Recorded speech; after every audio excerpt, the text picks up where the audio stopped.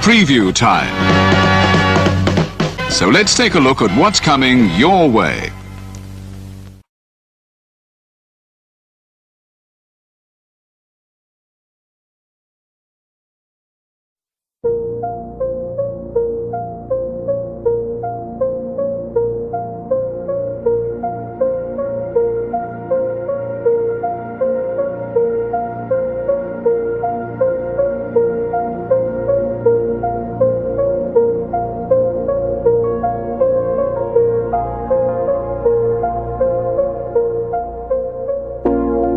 It's out of my hands, but I'm still in control. It's out of my hands. You can never take away the power of my soul.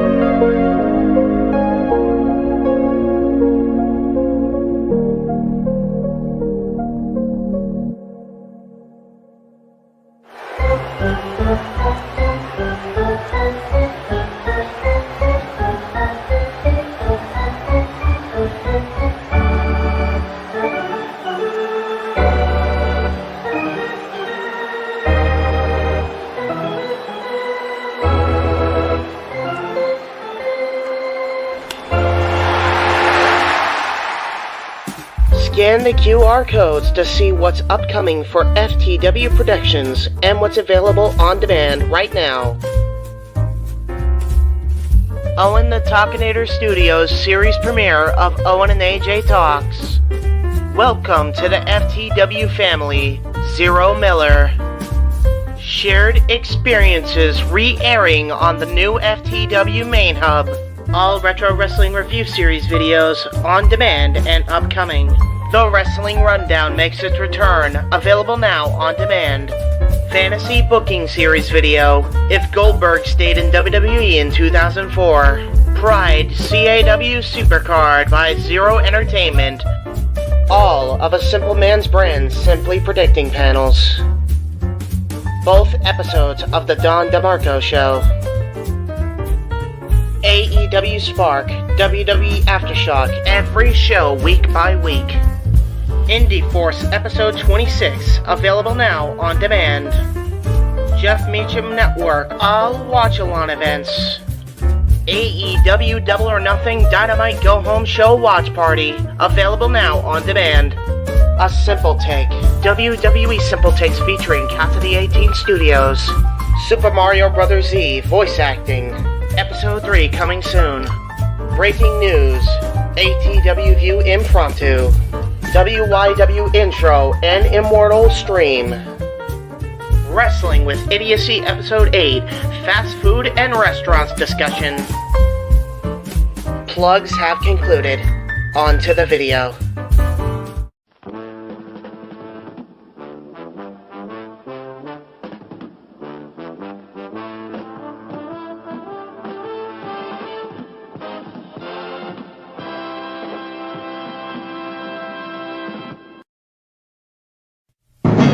The Jeff Meacham Network's Multiverse of Media. For over 15 years, the recognized symbol of excellence and the standard bearer in coverage of sports, and entertainment.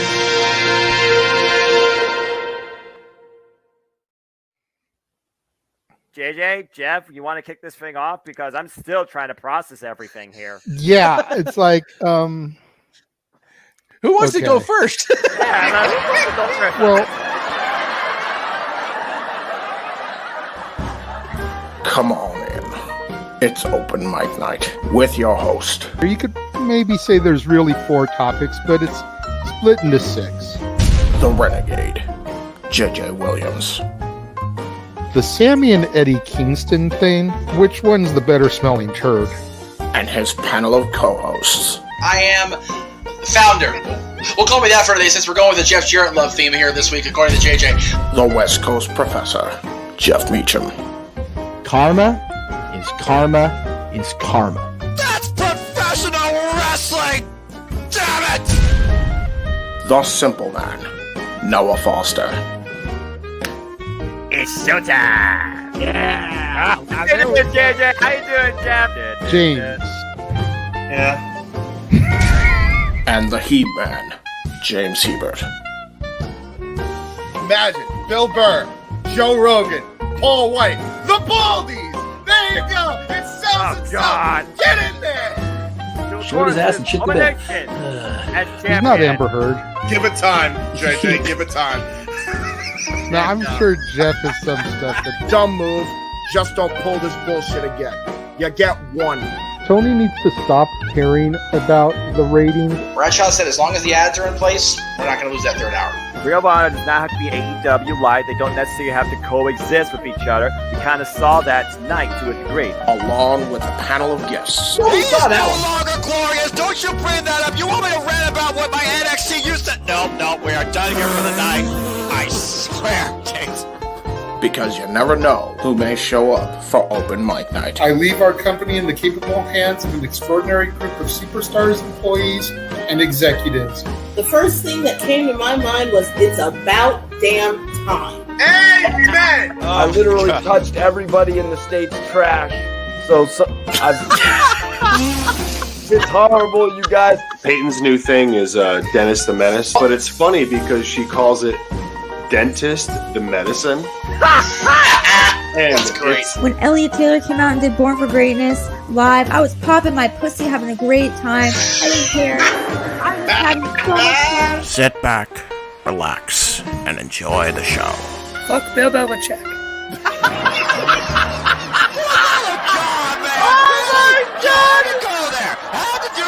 Football thing. We ended on wrestling, and then you bring in that shit. That's just how the thing goes off the damn rails. Brilliant, bloody brilliant.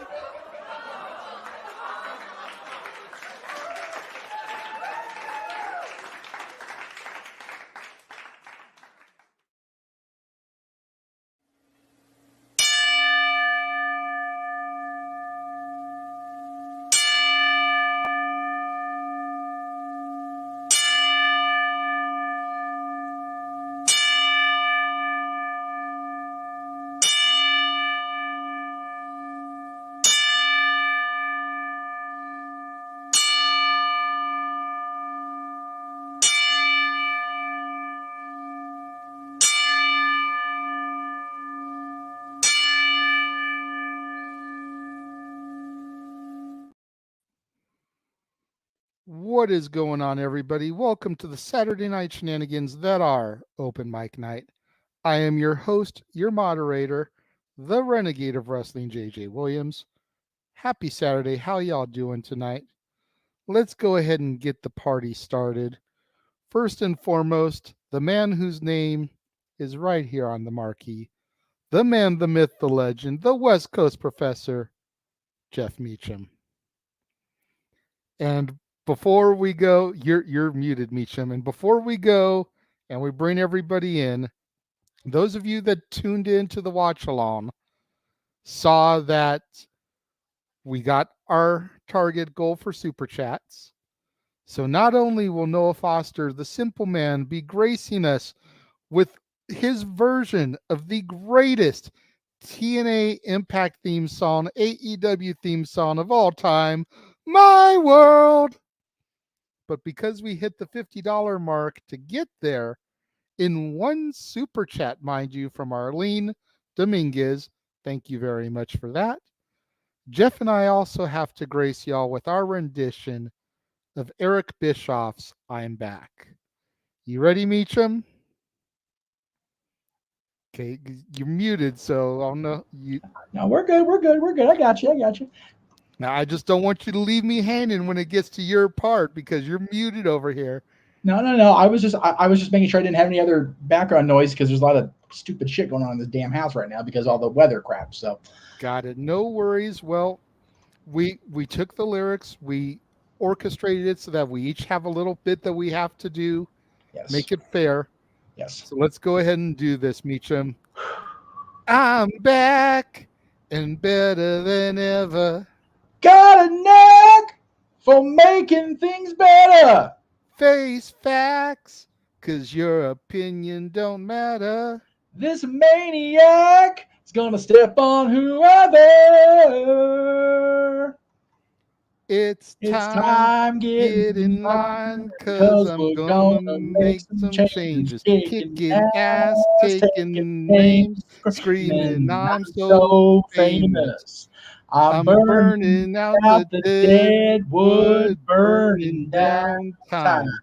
'Cause it's only my way, so get your ass in line. All right. Conrad and E, forgive us. God damn it.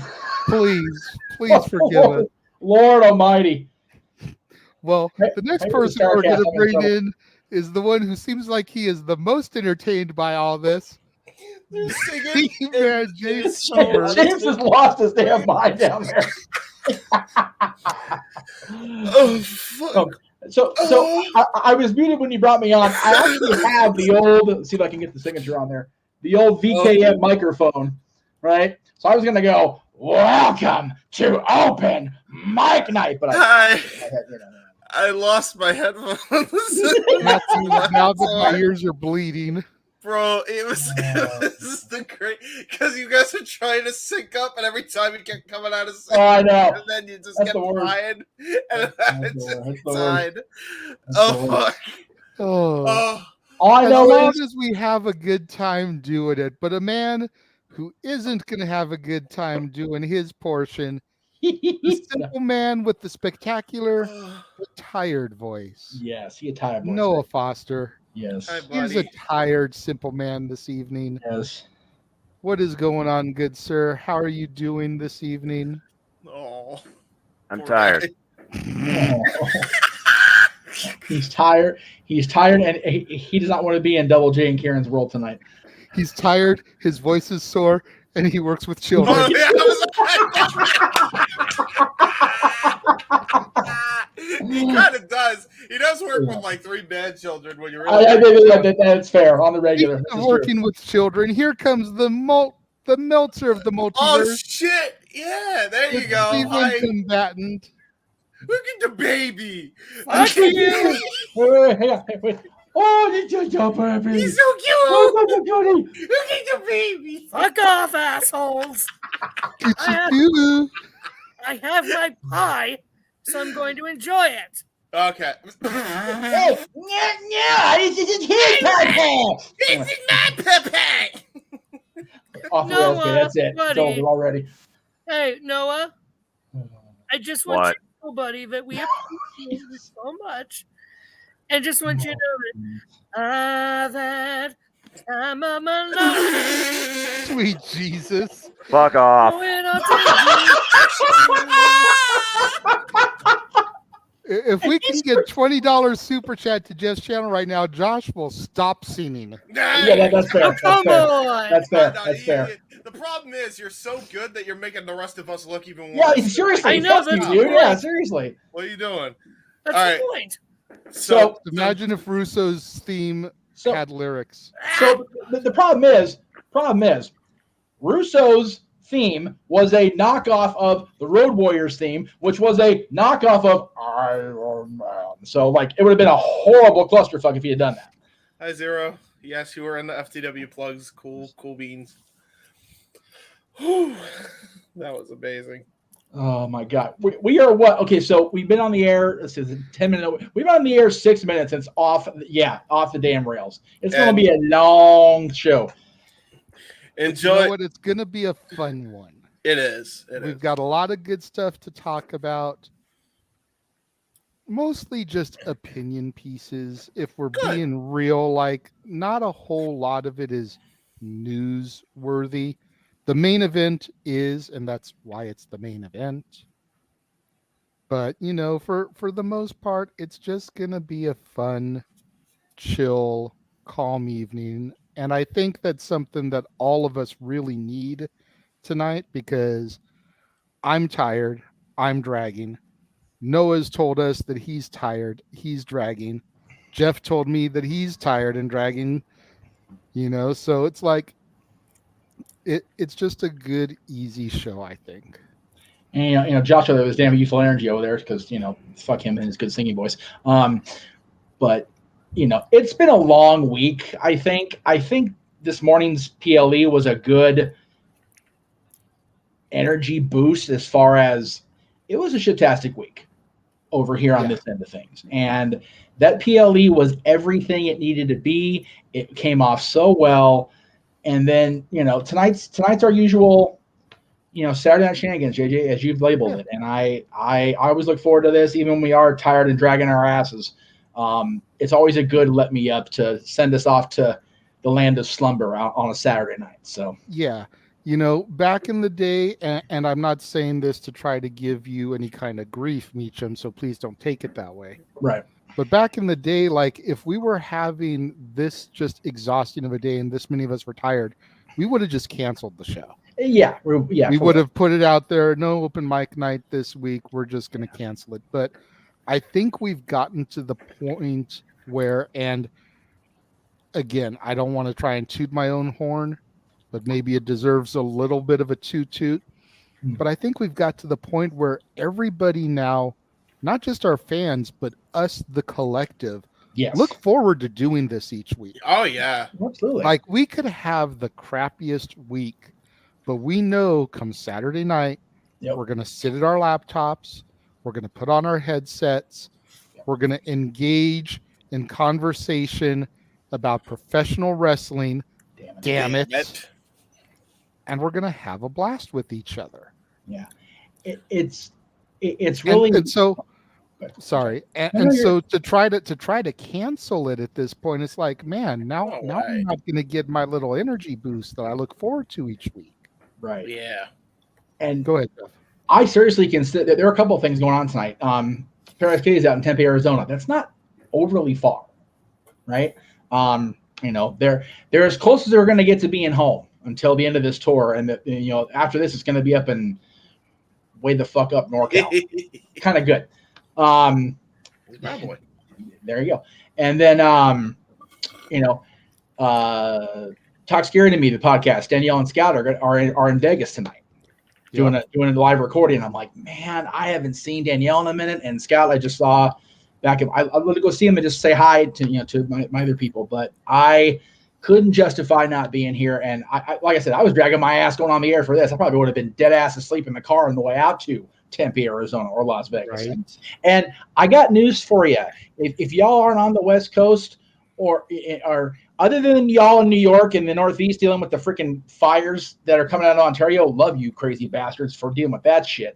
But golly, it is 100 friggin' degrees pretty much all three of the places I mentioned, either staying here at home or where I would have been going. So my ass has the air blowing, and a fan hit me so hard I'm gonna have fucking pneumonia in the morning. All right. Real, put it to you like this. It is 8:00 here on the West Coast.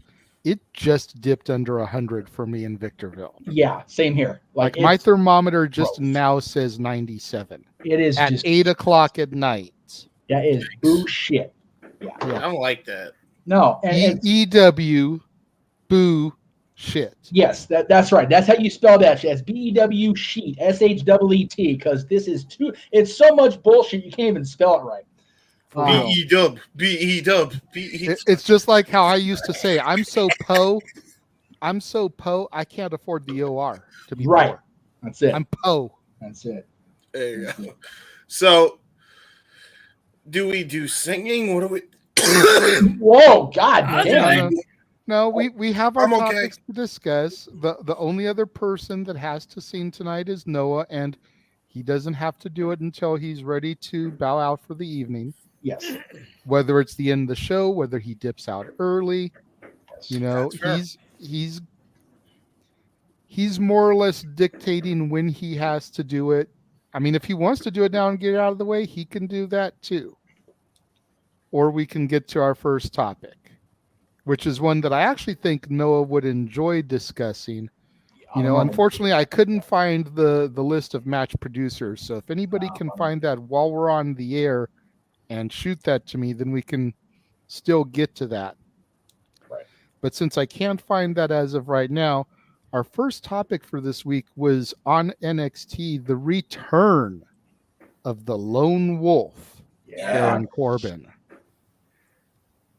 Still bald, no hair, but everything else was pretty much back from what I have been told, considering that I didn't really get to experience the Lone Wolf in all his glory. Yes. But the music was back, the entrance was back, the outfit was back. He did a deep six to Carmelo Hayes that made me think he was going to deep six him through the fucking ring. Right. I saw that clip. It was gorgeous. Yes, it was.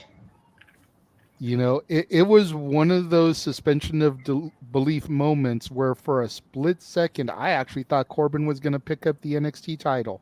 Right. And we were going to have a Dolph Ziggler beating Braun Breaker moment, just to have Carmelo maybe get it back at the Bash at the end of the month, give Corbin a little 1 month run with the belt to help get Melo over even more than he already is.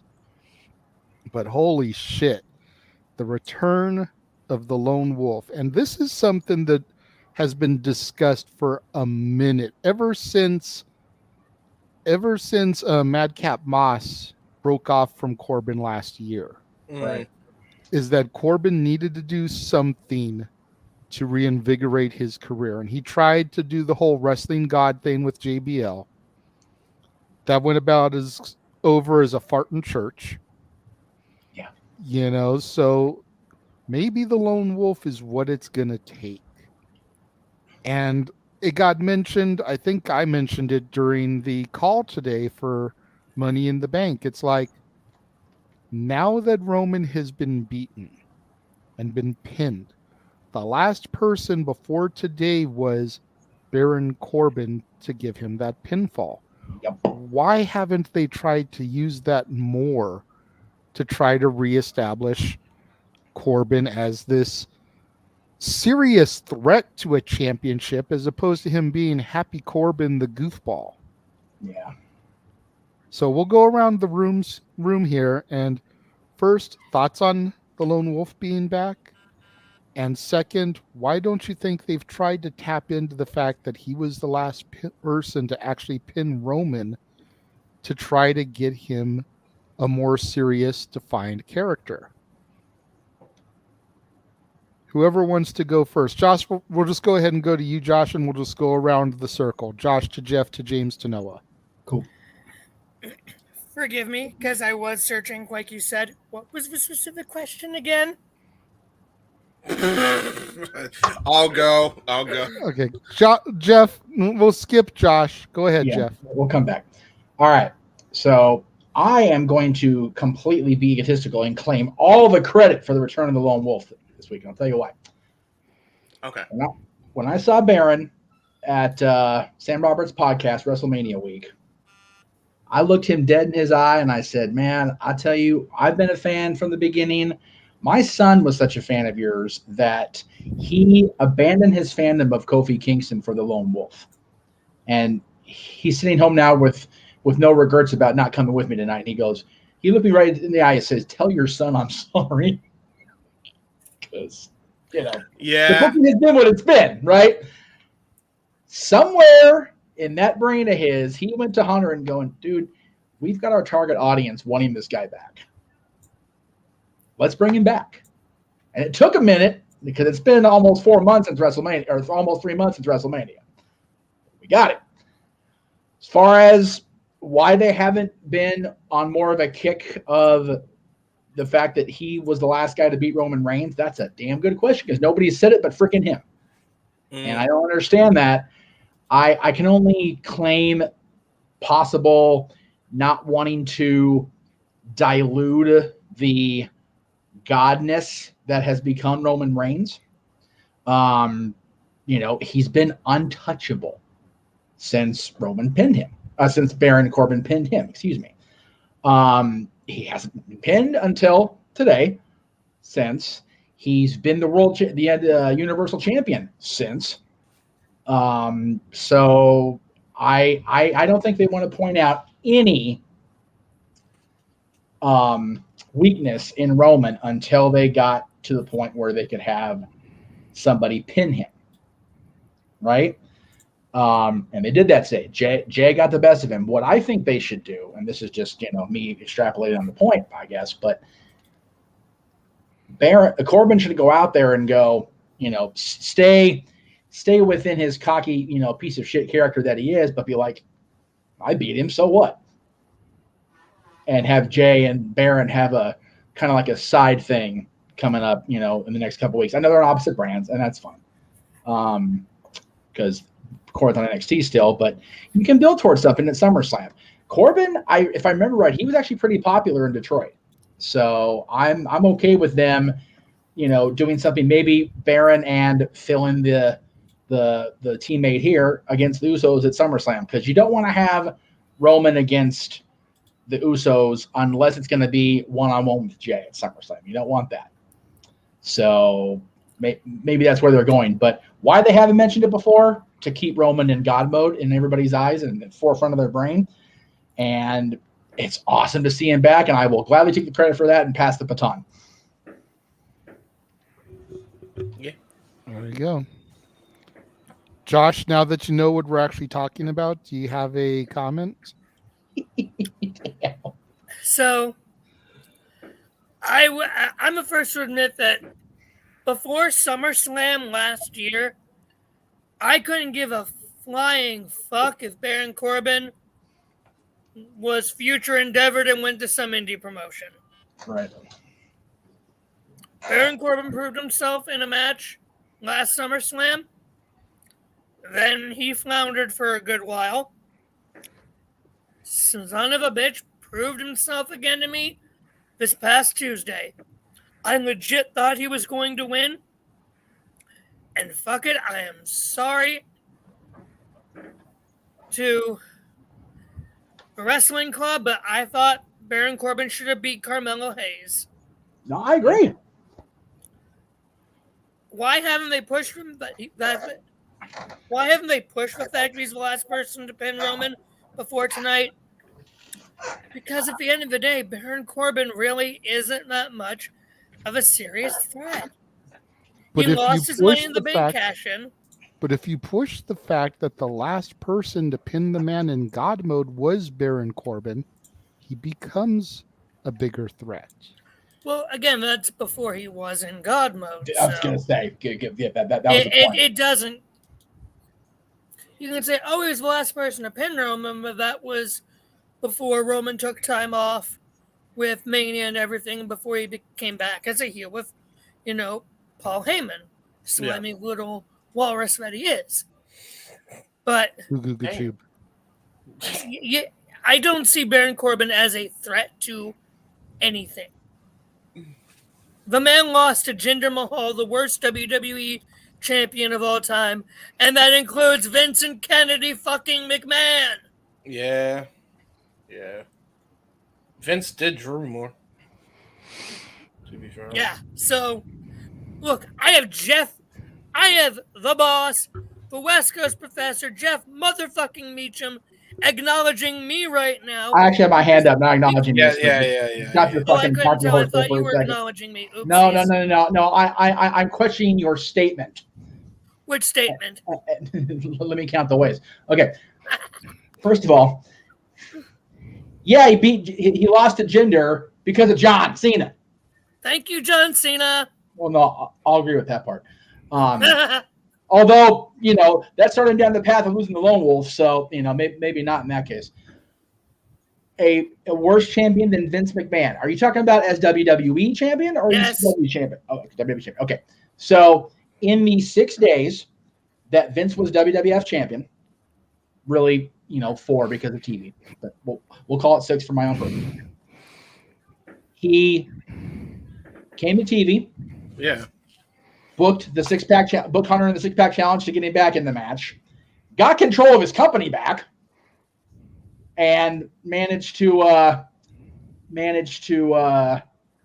keep the storylines going.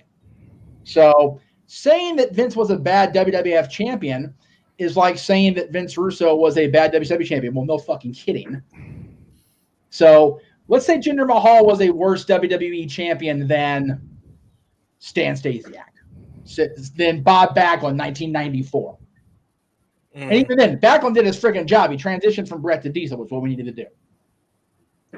And I also am, I'm on the wagon of Jinder Mahal was a completely unnecessary WWE champion. And of the 3 people in 3-man band, the wrong guy was the world champion first, without a fucking doubt, right? He should have been world champion before Jinder. He should have been the 24/7 champion before Jinder was WWE champion. And yes, I know the timing's different. I said what I said. Amen. Stop him when he's telling lies. Can we not use everybody's catchphrase and just use our own shit? Thank you. Appreciate that. Now, yeah. That one's okay because I like Sean. It's Punk's catchphrase. I said what I said. Thank you. Anyway, yeah. Corbin losing to Jinder Mahal because of a bogus, a botched catch-in because of John Cena does not make or break this character. Corbin being a viable threat to Roman when he pinned him at the end of 2019. Am I right on my dating there? Mm-hmm. Okay. Yeah. Is different than had Roman beat him after SummerSlam 2020. Nobody beat that dude till today. That's the difference. Yep. So if we're gonna start throwing out he's not a viable threat, no, he's not a viable threat based on the way both of them have been booked. If Roman's booking had continued the way it was in 2019, first of all, we're gonna have this conversation about Roman Reigns because he wouldn't have got where he got, but it's comparing Roman and Baron Corbin in the end of 2019 to Roman Reigns as the champion right now, having just lost by a pinfall, and Baron Corbin not even being on the goddamn show today, is comparing apples to freaking, cherry tomatoes. It's different, totally different species of plant. Yeah. So, anyway. Fair enough. Okay, but I don't see Corbin as a viable threat in general, even though I think he should have beat Carmelo. Now, pretty much. JJ, I know you're doing your thing off screen. I think that's the way we get back to a topic we had, whatever it was, a couple weeks ago. How do you get the NXT championship on SummerSlam? Have Baron Corbin beat Carmelo and have Carmelo challenge him in Detroit. That's how you do it right there. Yeah, he should have. He should have. Yeah, he should have. It would have been the same. Yeah. It would have been the same basic rub as Ziggler. They tried to do with Ziggler and Braun Breaker. It didn't work as effectively, except for Drew. Fucking Ziggler was over like Rover for the first time in 500 years at that point. But having Corbin walk into that stadium with a championship, if we're being honest, the top championship of a brand, even though it's developmental again, it would have been so good for everybody. But again, hindsight booking is very easy. I always say wrestling is easy to book, hard to finance. Hindsight booking is even fucking easier. There are no lies detected. On with the show. James? Yeah, I mean, I said back when he was in NXT, No One Eyes NXT, the first time, Corbin was used the best. And he hadn't even begun to scratch the fucking surface there. And they called him up way too soon anyway. And he then literally just started finding his footing when they called him up because Vince really wanted his big guys. They filled that role that Corbin left for a while. Like, they had a couple guys that could fill that dominant guy role. But it really should have been Corbin because Corbin was a different cat. the lone wolf gimmick that he had was actually great. And I maintain that to this day. Had he freaking stayed in NXT for like 2 years longer, he would have been a world champion.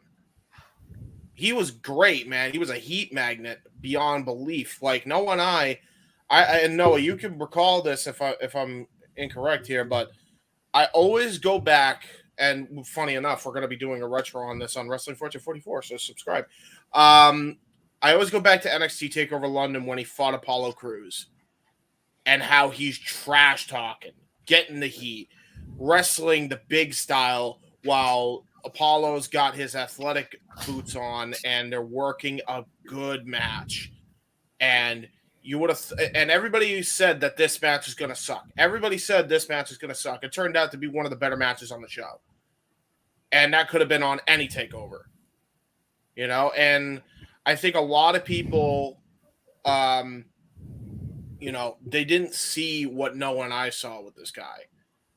And Vince was one of them. And Vince kind of just saw that he was a big guy and that he could trash talk. And then they just overexposed him and then didn't want to go full tilt with him and then backpedaled on him and fucked around with him a lot. And now, you know, he became King Corbin and Constable Corbin, and I'm the freaking waiter at Applebee's Corbin, like, and all this other shit. And I'm just like, bro, like, what the hell happened to my boy? So when I saw him coming out to the Lone Wolf thing, the first thing I did was tag one of my friends that, like, was huge into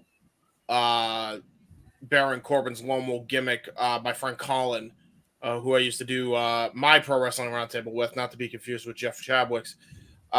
He always loved Baron Corbin. He was a super mark for him, so I said, he's back, and he immediately liked it. So yeah, man. I mean, I think this was the right move. I think he should just stick with this for the rest of his career. The gimmick works. There's been enough time where even though there's been a lot of damage to him, he could actually use this now to rebuild him after the match he had with Carmelo. So I'd actually keep up with this trend. Hell, turn him babyface at this point for all I give a shit. He'd be great as a babyface. So there you go. That's my thoughts on it. Good All for right. Corbin. Noah? Yeah, go to XT and try and reset yourself. See what happens. Hey, simple and clean. By the simple man. Well, yeah, but he's right, though. We've seen quite a few of the quote-unquote main roster guys and gals, you know, look at Mandy Rose's career renaissance before she got pinged. I mean, geez, you know, she was doing absolute, well, not absolute fuck all because she was apparently going for the fuck all part of her career, but she was doing absolutely nothing on the main roster except team with Dana Brooke, which was career suicide. So she goes back to NXT and she has a freaking stable built around her, and they get JJ completely on his NXT bandwagon because of Toxic Attraction. You know, Ziggler goes down, has another not world title, but another heavyweight championship reign. You know, it's not inconceivable that Baron Corbin could have another career renaissance going back down to NXT. Toxic Attraction making JJ an NXT 2.0 fan. That explains a lot. Hey, you know what though? Says the guy who drools over Kelly Kelly. Well, I drool over Natalia Markova, so I can't really speak. I don't deny this. There's a big difference between Natalia Markova and Kelly Kelly also. That is true, because Natalia Markova can actually work. Shit. Sorry. No, you're not. No lies detected. Kelly Kelly, so blonde they had to say her name twice so she'd respond. Shit. Kelly. Oh, yeah? Kelly? Okay. Holla. Hey, Barbie Blank is her real name. Just, you know, yeah. Well, I was going to say, her real name is Barbie. Wait, is it actually Barbie? Well, yes, Barbie. her real name is Barbie Blank. Yeah. What the fuck? I always thought that was a stage name. No, that is not a stage name. It should be, my God. By the way, I always thought Barbie Blank was a better name than Kelly Kelly. Just saying. No, it is, absolutely. But again, it's not Vince's name, so he couldn't trademark it for himself. By the way, James, speaking of Natalia Markova, hang on a second. Oh, I saw. Oh, If it's a God. picture, I sent that to him already. Ooh, Twitter! Yay, Twitter! I love Twitter. Twitter is Yes, great. yes. Twitter is a great place. Twitter's a beautiful, All right. beautiful social platform. Anyway, yes. Moving right along. Are we done? I just went to mass tonight, for goodness sakes. We are going to take a small 40-second commercial break in between topics. Yes. These are all the upcoming specials that'll be airing throughout the coming months on Open Mic Night. Yeah.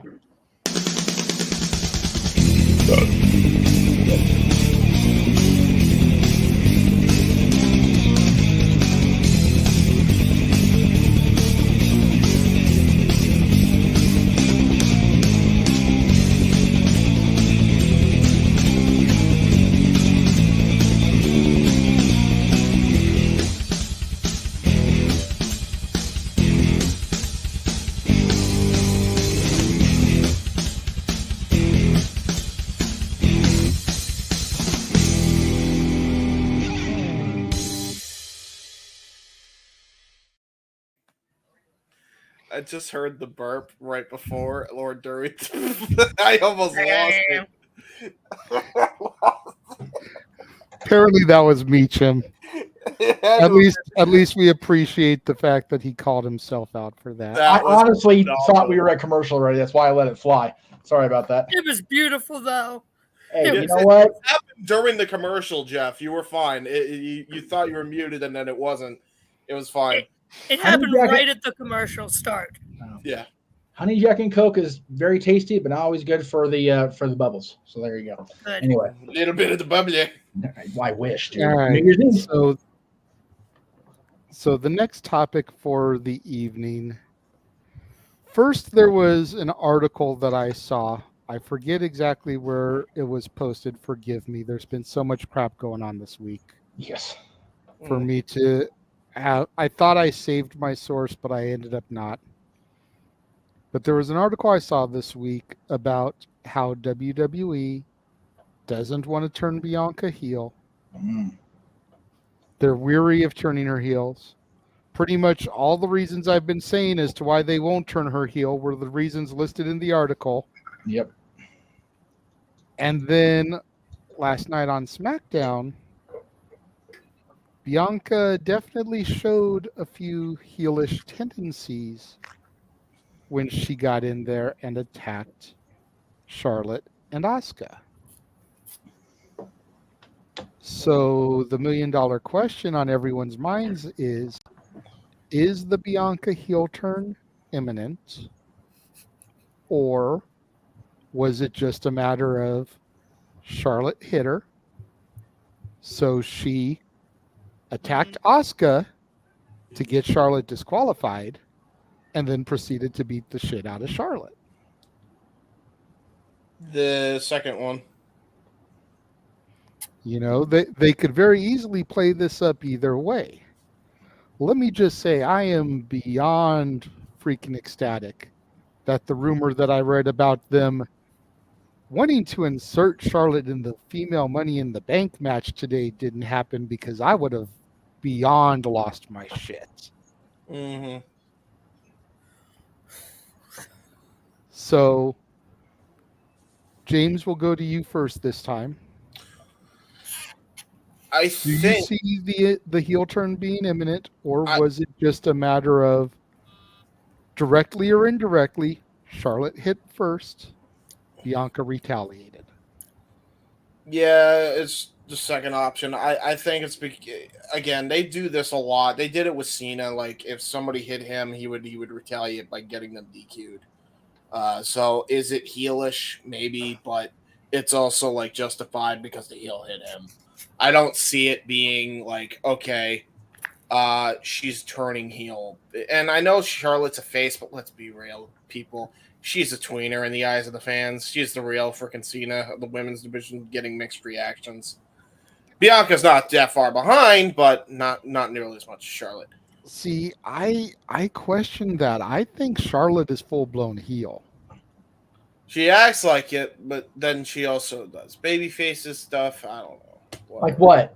What is she doing that's been baby facey? I was I gonna don't say, know. ever since she came back this last time, she has done nothing babyface, in my opinion. Yeah. Oh yeah, I agree. The line starts Dana and Brooke? ends with me Not is Dana not Brooke. something a babyface says. Lacey Evans. Yeah, that's true. That is true. I don't know. Yeah, well, Lacey's such a polarizing thing right now. Anyway, everybody hates her, including Sergeant Slaughter. So Yeah. Exactly.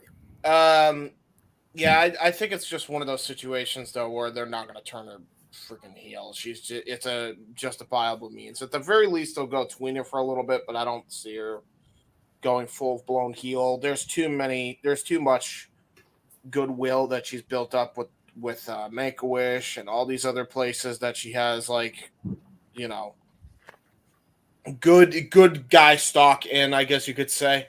Yeah. So I think she's gonna stay the course of being a goody two shoes, which is fine. I think a lot of people give Bianca a lot of crap for not switching it up, and you know, it was the same stuff we saw with Cena. But in reality, it's like you don't need to switch people. Like Rey Mysterio, they wanted him to go heel, and they booed him because he was a Daniel Bryan. And how do you turn a guy like that freaking heel? You just don't. WCW tried and it failed miserably because they still cheered him because he had the hot one. So, you know, it just doesn't work, man. Like just let her stay, baby. She's good for not only the PR but just for the business. So, there's a lot more benefit for a good guy than a bad guy. That's why she's been a good guy for the longest time. Yeah, I mean, I think that you can be a babyface and still have an edge. Yeah. And maybe that's what Bianca needs to do is put a little bit more edge in her gimmick without going complete heel. Yeah. Noah, what say you? I know you're a big proponent of the women's division, even as non-existent as it may be in WWE a lot of the times. There's no bigger heel than Charlotte Flair. She's always heel. Her gimmick is she always needs to be champion. Heels always do whatever they need to be in the championship picture. It's just inevitable before Belair versus Flair happens. Belair is always going to be that tweener because she's got the market appeal. She's got the endorsement by the kids, blah, blah, blah. Oscar is just the fall person waiting to happen. The fact they didn't let Charlotte Flair have the title on Friday tells me you're going to a triple threat at SummerSlam. Yeah. Which is exactly what Matthew said there in the chat. I mean, if I was watching the company, I wouldn't fucking be complaining. That sounds like a hell of a match. So, you know, that's me. Yeah. Yeah. There you go. Anybody else want to go? Go ahead, Josh. And then we'll go to Jeff to round it out as the other big proponent of women's wrestling. So here's the thing. And look at my eyes when I tell you this, people.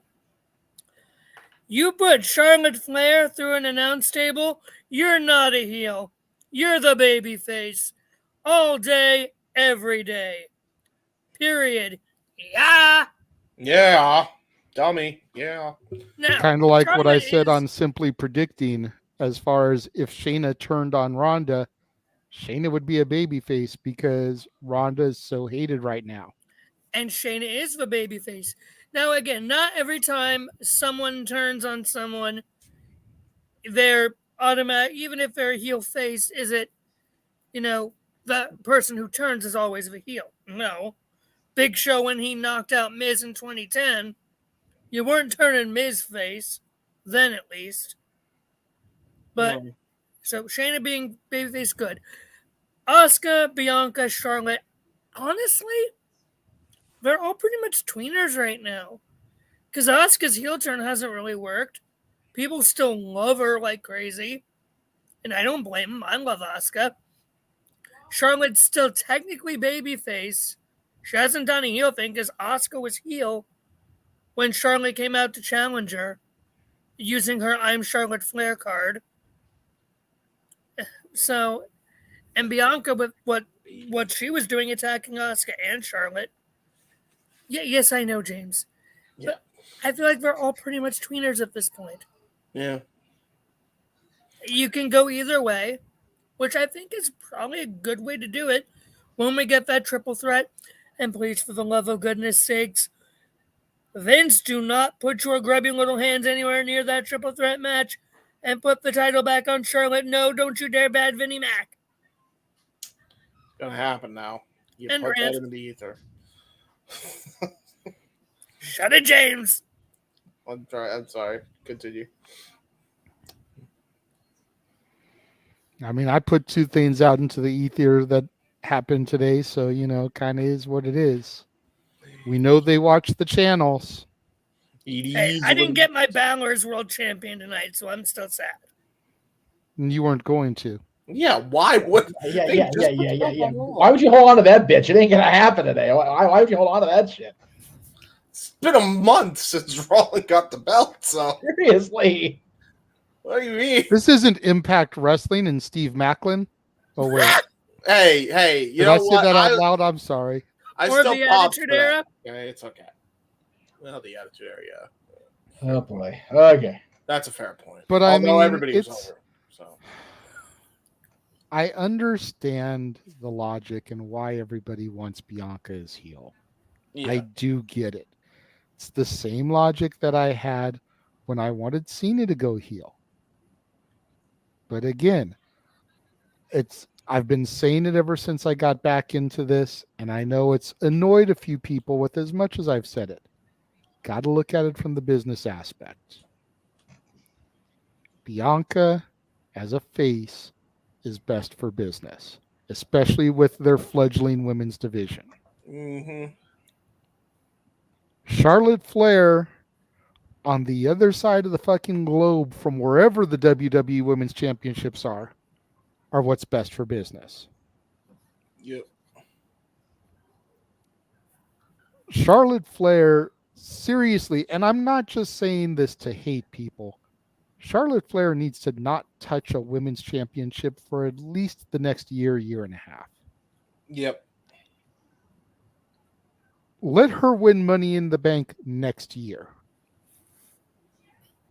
Because that's something she's never done either. That at least keeps her out of the picture for a year. And then let her hold it for another 6 months till she cashes it in. Let her cash it in on Mania and pull a Seth Rollins. Heist of the Century with Charlotte. Yeah, especially if they do 41 in London, the Queen reascending her throne in London, England. Oh, blasphemy in London. Oh, shit. Just saying. I mean, yeah. Just saying. That's heat. JJ! It would work. I like the heat. And I'm not a Charlotte fan, but tell me that wouldn't work. And people would actually buy it and care again because she wouldn't have touched the title for a year and a half. That and they would I'm still gonna mute the rabid dog while he's frothing the mouth over there. Don't mind me. Jesus Christ. I was going to say. Scaring the small children that might actually be watching this show. And if you're small children, please don't watch this show. It ain't rated TV PG. Yeah, it's a TV. In other words, viewers, have your pets spayed and neutered, and most black women apparently are bitches Brandy Road. But I mean, on a serious tip, but you can make Bianca a little bit edgier and still keep the good girl image about her. Yep. Jeff, bring us home on this one, good sir. So, if I remember right, when the three of them were not three of them because it was Rhea, not Asuka. But when Charlotte was in NXT and Bianca was, you don't even go here on that shit, which was funnier and shit to this day. I love that. So good. Bianca was a heel at that point in NXT, yes? Yes. So it works because people were still all up. They were loving that about her, that she was technically a heel, but she wasn't wrong. It's like, what the fuck are you even doing here, Charlotte? Like, stop. Now, she's a good bad bitch who stands up for herself. Everybody likes that. She is a wonderful performer, but yeah, as long as she is that type of personality that's going to attract a broader audience, they're not going to turn her heel. It's just not going to, at least not pull the trigger all the way against the click of the gun. They might edge it. They might tease that they're going to fire the bullet, but they're not going to actually pull that trigger the whole way through. Yeah, Now, they might cock the hammer. Thank you, cock the hammer. Thank you. Sorry, Anyway, I'll say this though about Charlotte, and no, keep her away from the championship. We're all talking about her. Still, even now, you may hate her, but we're still talking about her. What do I always tell you, JJ? That I tell the kids about if you want something to go away? What do? Do you keep talking about it? Do you keep addressing it, or do you ignore the shit out of it? Ignore it. Now, we tell the WWE universe the same thing. Oh, I'm not going to watch it. No, you are. You're going to keep watching, and you're going to keep doing it because you're still going to pick up your grubby little hand on remote control, and you're going to turn on Raw. You're going to turn on SmackDown. If you don't want them to do something or stop doing something, stop giving them fucking money. Or you're going to pick this up and tweet about how much you don't like her, how much you wish she would go away. Yep. And they're going to see it and be like, we got him. Yeah, because we're doing exactly what they, meaning Vince, Hunter, everybody else. Yes, even Hunter is part of that because we all know that Hunter will forever, and Lord forgive me for talking bad against the wrestling gods, Hunter will forever swing from the Nate sack. Woo! Which means he will also, praise the daughter. Always. I did not need that image in my head. You need to stop an image in your head so fast there. That's your the problem. Charlotte flytrap. Ah! I was going through my files, JJ, and trying to get rid of stuff, and I found the exploding vagina WWE logo. Now you're talking about Charlotte being a flytrap. I don't talk about the images in his head. Damn it. Yeah, dude. Why? Yeah. Why you gotta do that? And Noah's got the glasses. Noah's had the glasses on this whole segment. Now, the bottom line with the women's championships, plural, whatever you want to call it. Yeah, Stephanie's sitting home like a good, intelligent person, staying the fuck out of this mess. Right. Raising the girls and just staying out of shit. That's the best thing she can do for her goddamn sanity right now. Like, seriously. It's taken down again. Which, by the way, quick diversion, Emmanuel, we did see your final super chat come through right as we went off the air earlier. Noah has not done his performance yet, so let Arlene know that it is still coming. Yes. Continue, Jeff. We have the Women's World Championship, which the champion didn't wrestle today, but my goodness, was mommy out there looking good in purple and black, making me want to be a Kings fan all over again, even though it's off season. Then you had, Bianca last night, or excuse me, Asuka's the champion. See, that's a freaking avid I am. Asuka last night on SmackDown get involved in her match with Charlotte, and then Bianca got involved in that. So the women's championships are still being put out there, just not, the way that we, the five of us in this room, necessarily want it to be done, right? But it doesn't mean that the rest of the audience is as pissed off. Are they pissed off about, Charlotte being back in the picture? Absolutely, and WWE knows that, which is why they're doing it. Mm-hmm. But I think Bianca's heel turn is not going to happen unless it flows naturally, organically within the context of the storyline the story they're trying to tell. It seems to me they're trying to get to a triple threat at SummerSlam, right? The last time we had a champion that was, or even a contender in the championship match that was torn between the championship and a friendship was when Carmella was defending against Charlotte and Becky. And out of that SummerSlam match came the emergence of the Man. So don't be surprised if Charlotte does indeed win the championship back at SummerSlam and Bianca goes, you know what? Fuck this. And lays her out and goes back to Tez and goes, all right, they fucked around. Let them find out. Yeah, I want that. That's I figured you were probably going to go that route. That's why I didn't say that. But yeah, absolutely. That's what needs to happen. And Bianca will probably go, because even though Becky, after that, was technically a heel, hell no, she wasn't heel to those fans. They cheered the hell out of her for that. Just like when Bianca does it does that to Charlotte, she'll get cheered the hell out of her for that. She'll be an anti-hero maybe, but in like Becky and Stone Cold, but yeah, I'm all here for it. If it makes Bianca even more of an absolute total badass, I'm here for it. Yeah, because at the end of the day, if she is going to beat the Queen, Charlotte Flair, when it comes to final boss for the men was always Hunter, Cena, or Taker. For the women, right now, it is Charlotte Flair. She is the final boss. Whether anybody in this room except me likes it or not. Exactly, and I don't. But Charlotte is the final boss. If Bianca is going to beat Charlotte Flair, she needs to be more badass. That's the only way she's gonna do it. Because the only other person who's really believable to be able to beat Charlotte is Ronda or Shayna. Pretty much. And they're a little busy at the moment after today. Yes, fight pit. Thank you, Shayna. Thank you, Shayna. Joshua. I'm stopping, yes. Thank you.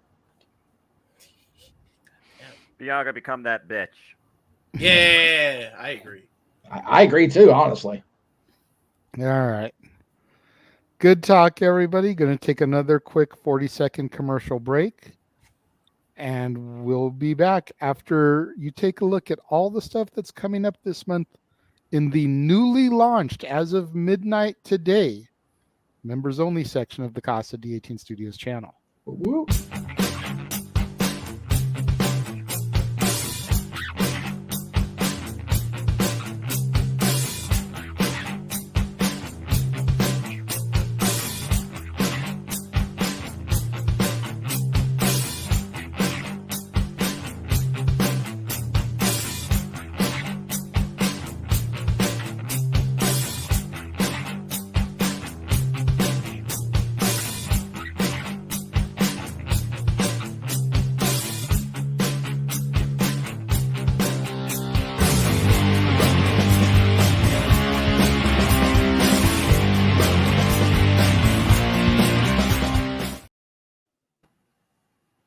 There we go. As I said before the trailer ran there, that went live today at midnight officially. Prior to, there'd been some stuff that had kind of gone in there. Me and Noah's call of not Noah's NXT, but my NXT, damn it, Battleground went in there. Me and Noah calling the 6-man tag from Rampage that featured Aubrey Edwards and Karen Jarrett on opposite sides. There's been a little bit of stuff to kind of trickle in there, but Capital Punishment, my take and review on that went live today. So for the 7 people that currently subscribe, including Josh, thank you very much. Mm-hmm. To the rest of you, get in there, get subscribed. Daniel's a subscriber. I hope you checked out that video today, Daniel, or you're going to check it out here the next couple of days. And then beginning this Thursday, the NXT content of the Black and Gold NXT, Noah's NXT, begins to go live in there. There you go. Do it. Do it. Yes. Do it now. I see James still hasn't seen the image that I sent him, so. That's okay. Which image? Which image? Check your DMs, brother. Okay, I'm checking them. Thank you. Thank you. Okay, checking. So now we're going to transition over to some AEW talk for a little bit. And we're going to talk about last week's Forbidden Door pay-per-view. Thank you, by the way. No problem. Thought you'd enjoy seeing that. Oh, yeah. Oh, boy. What are y'all doing? Oh, I sent him a picture of Mommy from earlier. Oh, yes. Yes. Mommy was taking So the he twins out didn't for a know walk what he today. missed out on. Yeah. Was But, it from during the show? Yes. Doesn't matter. So boy. going back to AEW, since we got a little sidetracked there, AEW. there's 2 matches in particular that I feel that we need to get into. Yes. And we'll go one at a time. take a little intermission in between both of them, but definitely the first one that I want to talk about is an interesting one because I've heard both sides of this debate, and I believe both sides of this debate exist within the room here. Ospreay versus Omega. Match of the year candidate or incredibly overrated? Like I said, I've heard both sides. Yeah. I'm going to let Noah start this one because I feel like this is the one topic we're going to discuss that Noah's going to be the most passionate about, as tired as he is. Wrestling is always subjective. I've looked at over 40 different wrestling events this year so far, and I've looked at 5 alone this last month across 4 different companies. What that match showed to me, told me, explained to me, and invested me in is the reason why I'm a fan of the first place of this damn business. Controversy abound from even the higher ups. You saw the wills tested. You saw the bodies absolutely go through physical hell and punishment. You saw the mentalities tested. There's a reason why Kenny Omega and Will Ospreay are echoed as 2 of the greatest going in the sport today. Again, wrestling is subjective. What you may deem overrated might be deemed as a masterpiece to some. What you may deem as a classic may be deemed as an original that you could see on a weekly basis through other fronts. Wrestling is subjective. There is no right or wrong answer. There's just everybody's own answer. There are those that are foolish. There are those that are constructive and highly opinionated. And then there are those that just shut people down by simply calling them a mark and prove how unintelligent they are. That being said, for me, this was truly one of my favorite matches this year, this decade, my life fandom of this business. And I will leave it at that. Fair enough. What he said. There you go. All right. That Sarah, James and Noah then. Yeah. Go ahead, Jeff. Yeah, and again, I'm gonna guess you're gonna make the main event as well. And if I'm wrong, let me know now, and I'll go ahead and make my point a different way. How about that? What's that? I said if you're gonna talk about the main event as the other match, I'll if you're not going to, I'll make my point a different way. No, the main event is the other match. Okay. Yes. Okay, cool. I think this event showed, or these 2 matches showed, exactly how, as Noah said, how subjective watching wrestling can be. Yep. I say that for a very simple reason, and I'm going to put way too much emphasis on Dave here, so forgive me in advance, because I know we're not all big fans of Dave Meltzer here, or for the most part. Any other point in time, I think the ratings for him are switched. Because Okada and Danielson was a technical masterpiece. And Ospreay and Omega was just what it was. It was everything. You had technicalities and technical stuff in there, but at the end of the day, Ospreay fucking bludgeoned Kenny. He really did, right? He still gave that match 4 3/4, if I remember reading it right. Or maybe it was the other way around. Whatever one it was, like the way the ratings fell surprised me. Yeah, he gave Ospreay and I'm gonna look now because it's gonna bug me otherwise. There we go. Oh, I had it queued up. Look at me. I smart my damn self. Didn't even mean to. Okay, yeah, he gave Ospreay and Kenny the 6 stars, which is what surprised me. Any other time in his fandom, because that's what it is. It's a fandom. He's not an expert. He's not some freaking high ragerless. He's a fucking fan that got put over by Bret Hart, and that's why he has any credibility. he gave the bludgeoning 6 stars and gave what was a technical by God masterpiece, especially with Bryan's arm hanging out of its goddamn socket the last 10 minutes of the match, less stars than Kenny and Will. And I will say that is heavily due to his association with and fandom of the Elite. Yep. Stand by it, and I mean it. That's exactly why that happened. In my opinion, his opinion was swayed by his friendship with people. But that just shows, again, how subjective the business is. He gave the let's see, make sure I got this right. He gave the 10-man tag with the Elite in it the same rating as the Okada Danielson match, which, if you're any sort of objective, which Dave's not, none of us are objective when it comes to our taste in wrestling. That's why it's subjective. That's why the fucking tag on Dad says subjective. Right. But there's no way from a technical standpoint you can tell me that 10-man tag and the main event are both 4 3/4 star matches. We're fucking ridiculous, which just proves the point we've all been trying to make within No DQ, on the review, on this show, any of our shows, that Meltzer is not a technical expert. He's a goddamn mark for himself in his own rating system.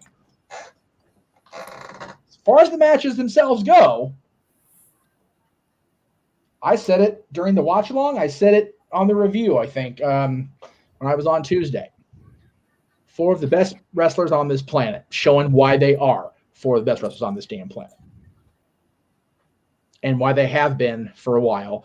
And why I feel that I'll even go back as far as JJ during yours and my friendship, which is getting close to that number 20 mark here before too long. Yep, another 2 years. The 2 years. Those 4 and the 3 men involved in the unbreakable triple threat that it was a 5-star classic itself. Daniels, Styles, and Joe. You put those 7 people against any 7 of the top-rated wrestlers in the history of the business,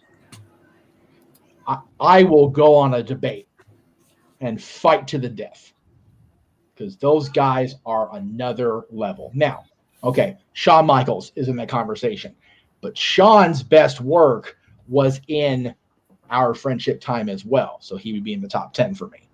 Shawn pre-2002, unbelievable in the ring, but coming back with a clearer head made him better.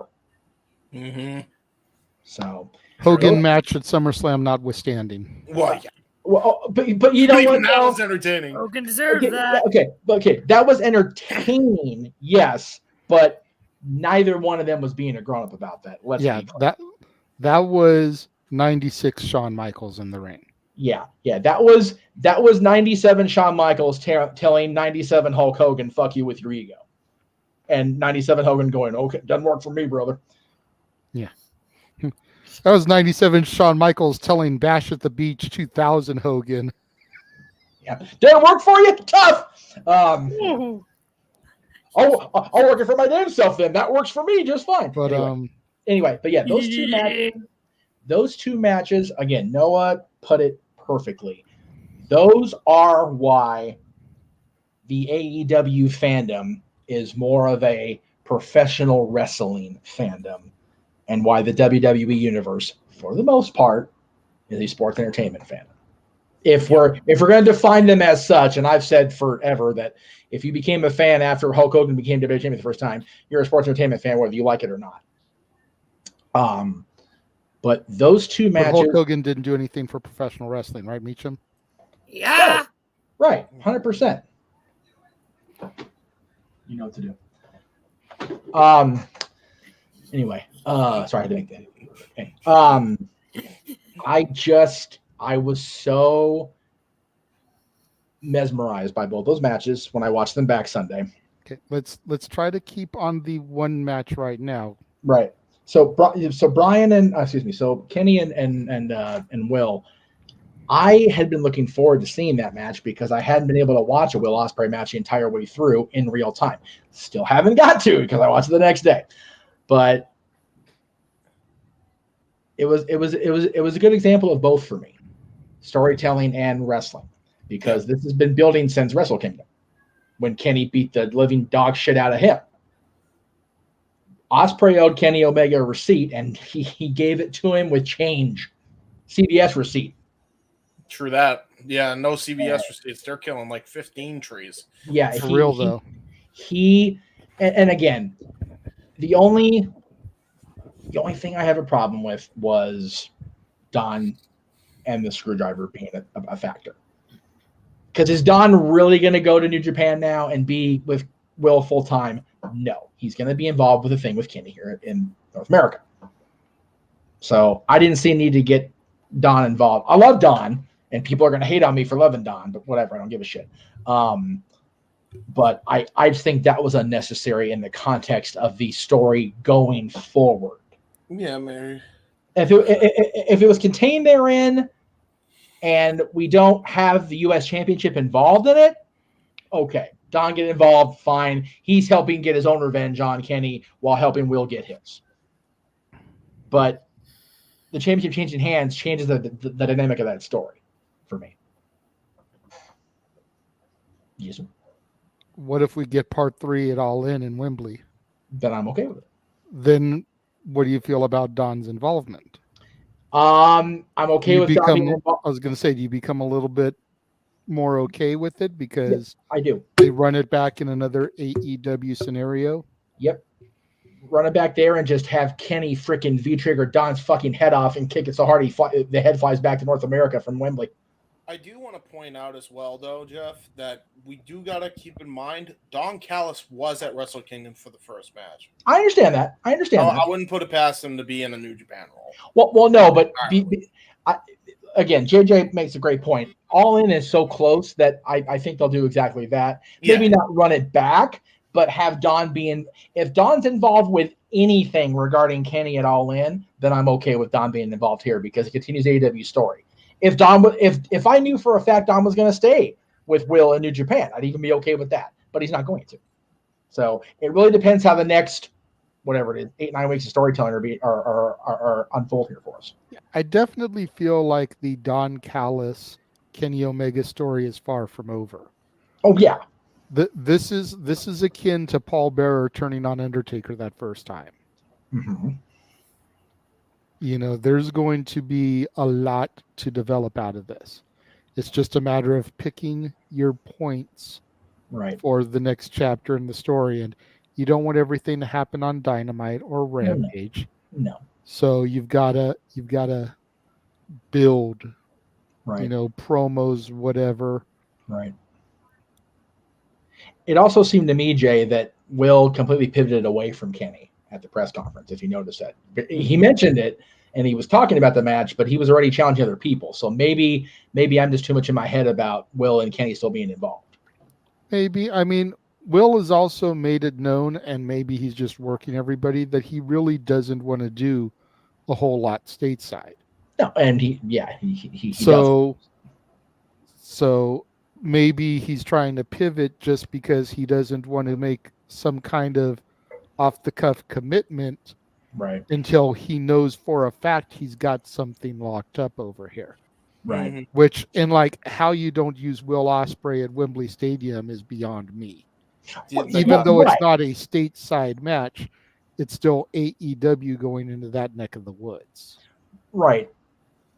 And even if they run it back at All Out the following week, like, I don't see how you don't capitalize on this because fans are very divided about this match. Absolutely.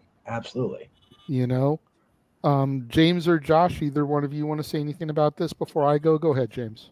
As I said, I think, I did agree with Noah, but to add more context to it, I think you gotta look at it from two perspectives, which, by the way, both Dave and Corny Boy both failed to do. You're both just as bad as the fucking other. Just saying. So, you got your pro wrestling like masterclass of both matches, You know, you got your pro wrestling masterclass in Kenny Omega and Will Ospreay. You had your technical wrestling match in Danielson and Okada, right? I always say, like, whatever they're excelling at and whatever story they're telling in the ring, if the crowd is into it, which they were for both matches, by the way, deserves the fucking high ranking. These matches deserve the high ranking. And I think the 6-star thing is so bullshit. I thought it was bullshit back when he was starting to do it then. I think it's bullshit now. I always say stick with the 5.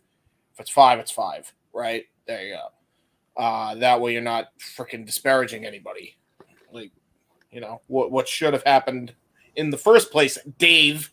Sorry. But again, it's his views, and only he gives a shit about it, and he thinks. Yeah, but you know what? To be fair, same point I made about Charlotte. We're still talking about it. No, and I get that, but the reason why people used to talk about it was because they used to have some credibility and credence to some extent, even though he still had a hard on for not giving WWE like 5 stars when they should have. By the way, Shawn Michaels, Kurt Angle ring any fucking bells. But you know. I'm putting that out there because it's like, okay, you need to have some credibility if you have that big of a freaking audience with it. You can't go willy-nilly. I think a lot of people is like, well, it's his views. It's just like, dude, that's a fucking cop-out. Like, if I had the same audience as Dave, I'm doing everything in my power to be as fair as humanly possible to every company. I'm not doing this bullshit where I'm like, okay, I'm going to cherry pick and choose which match is 5 stars and which one isn't 5 stars. You know? Because then it's just not fun. Now, granted, if you have a certain criteria or whatever, that's one thing. But it's like, there's certain criteria is if it ain't in the Tokyo Dome, it ain't 5 stars. If it ain't the Elite, it ain't 5 stars. And that to me is clear fucking biased favoritism. It's bullshit. I mean, come on. Like, am I born yesterday? I mean, I know I'm autistic and shit, but come on now. No. I think that JJ was trying to, was by asking about the match itself, and we kind of, I put us on the Dave tangent. That's my fault. Yeah. But was the match for you as a fan overrated or perfectly justified in how high it was rated by? Okay. Perfectly justified this time, even though I would have rated it just 5.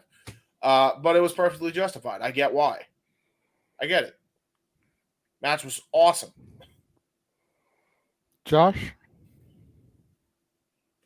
Star ratings are overrated. Don't care. I could care less about the match. Okay. Noah, I understand because he's no. Now you're muted, so we can't hear you. I have no opinion on it. Okay. All right. Nice job, young boy. I expected better from you. Seriously, dude. No, at least I didn't have to say it. I don't care about. If you're going to be a Noah fanboy, at least extrapolate a little bit better. Sorry. Okay. I really could care less about that match. I would say overrated just because. Right. Okay. Not my thing. All right. There you go. Like, I saw some of the highlights and the kick out one of the one-winged angel. Like, no, that's not me. But that's just me. To be fair, because that's a lot. I will say, because I do feel like I need to defend that a little bit, because fair enough, you probably don't know this story. Wasn't necessarily the fact that it was the one-winged angel he kicked out of at one. It was the move prior that he kicked out of. Right. It was the Kamagoye knee, which I don't know if you've ever seen Kota Ibushi, but that that's his old tag team partner, correct? The only times I've ever seen any New Japan stuff was the matches that Jeff sent me from Jericho. No, Okay. I'm not saying that you've seen. I'm asking, do you know that Kenny Omega and Kota Ibushi used to be tag team partners? Yes or no? No. Okay. Well, that's fair enough. Kenny Omega used to be with Kota Ibushi. They basically played off their bisexual relations, right? And they were called the Golden Lovers, and they broke up fully as a tag team and as a relationship. And anytime anybody busts that out, Kenny Omega loses it and kicks out at 1. It happened during the tag match that happened at Revolution in 2020 with Hangman, Omega, and the Bucks. That's what he actually kicked out of. Right. If you don't know that, to be fair, I could see where you're just like, oh, he kicked out of one of his own fucking finish. It's bullshit. And I get that. So. And see, James, that's where, again, God help me, between ragging on Hunter and siding with Meltzer to a point, this is where Aaron and Virtue's points come in as ringing true. AEW just seems to assume that we know the backstories. Right. I didn't even know I didn't know about what you just said until you said it right now. And I've been following the match storylines for a month or whatever it was for the build-up for this. I had no idea it was connected to Ibushi. Not a friggin' clue. Because I don't actively go out and watch New Japan every week, and that's my choice. I'm not saying I'm right or wrong. It's just what I am saying is that AEW is incorrect in assuming their audience's ignorance or lack there or knowledge. That's where Aaron and Virtue's bitch about, there's no story to this, so why do I care? There is a story. We just haven't been made fully aware of it. And these hype packages that they do for 90 seconds with, Excalibur talking at 300 miles an hour doesn't help anything. No. That is Excalibur needs to do better with the backstory while they on commentary really do. itself. Not even. I will tell you, I was watching. I'm sorry, James. I forget what podcast I was watching. It was one of the old school guys on their podcast. You know what? It was Nash talking to Austin. Nash knew they were in trouble before the actual streak ended with Austin versus McMahon, because Kevin Sullivan walked into Nitro the day after WrestleMania, and did you hear that last night, brother? That was the Titan avoiding that iceberg. That's WCW. Those hype packages for every match at WrestleMania that was worth a damn. The fucking Goldust Luna Sable Marrow mixed tag had a hype package, right? Yep. That's when you knew the WWE was like, all right, enough of this bullshit. And they turned up the juice, because they knew that people were going to be watching that WrestleMania because Mike Tyson was there. So a casual audience was going to be dropping that, whatever it was, $30 at the time, to see what was going on. Why is Tyson here? And they would be able to give the stories of all the matches besides the one Tyson was involved in. That is what Forbidden Door should have been, because AEW has been trying to, garner a bigger audience, trying to help New Japan garner a broader audience in the United States.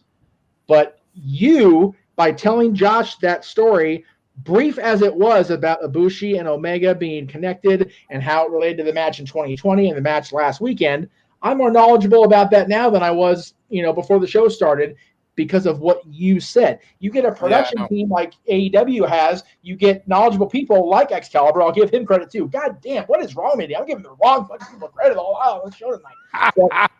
Fucking Excalibur, Meltzer, Aaron, Virtue, Jesus Christ. Somebody. My world. Seriously. Jeff, are you sober?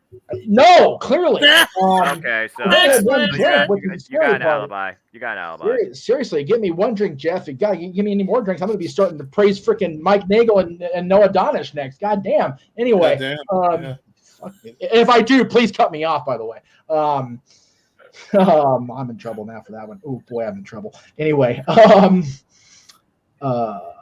fact that James was able to, get me involved in the story just by that simple explanation, but Tony and his team couldn't do that during their pay-per-view or the build-up to, is problematic. But let me help JJ rein it in. The match itself, not overrated by your standards, James. Noah mentioned he was a fan of it. Josh couldn't give a shit because of the lack of context, is what you were saying, Josh. Basically. Yeah. Okay. All right. Cool. Yeah. And And that's part of why I started to get the disgusted face when Josh said didn't care, because I knew he was going to lean more towards the whole overrated aspect.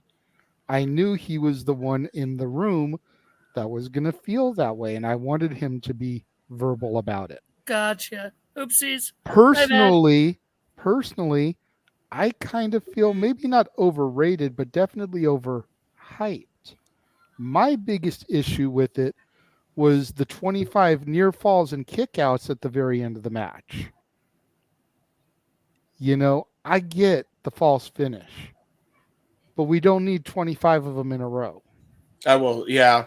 To then lose to a simple move. Yeah. I mean, the Stormbreaker isn't simple, but I get what you're saying. Okay, but they had done the Stormbreaker, tried to do the Stormbreaker a couple times before. They had hit the Stormbreaker and kicked out, if I remember. Yeah, rope break, not kick out. Rope break, excuse me. But like, still, it's the little things. It's like you don't need that many false finishes leading up to the final finish. Mm-hmm. And that takes somebody who already is not invested because of lack of context even further out of the match. Yep.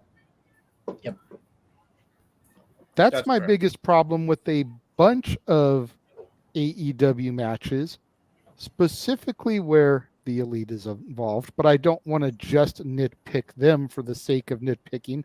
God knows I can, but I'm trying to be fair here across the board.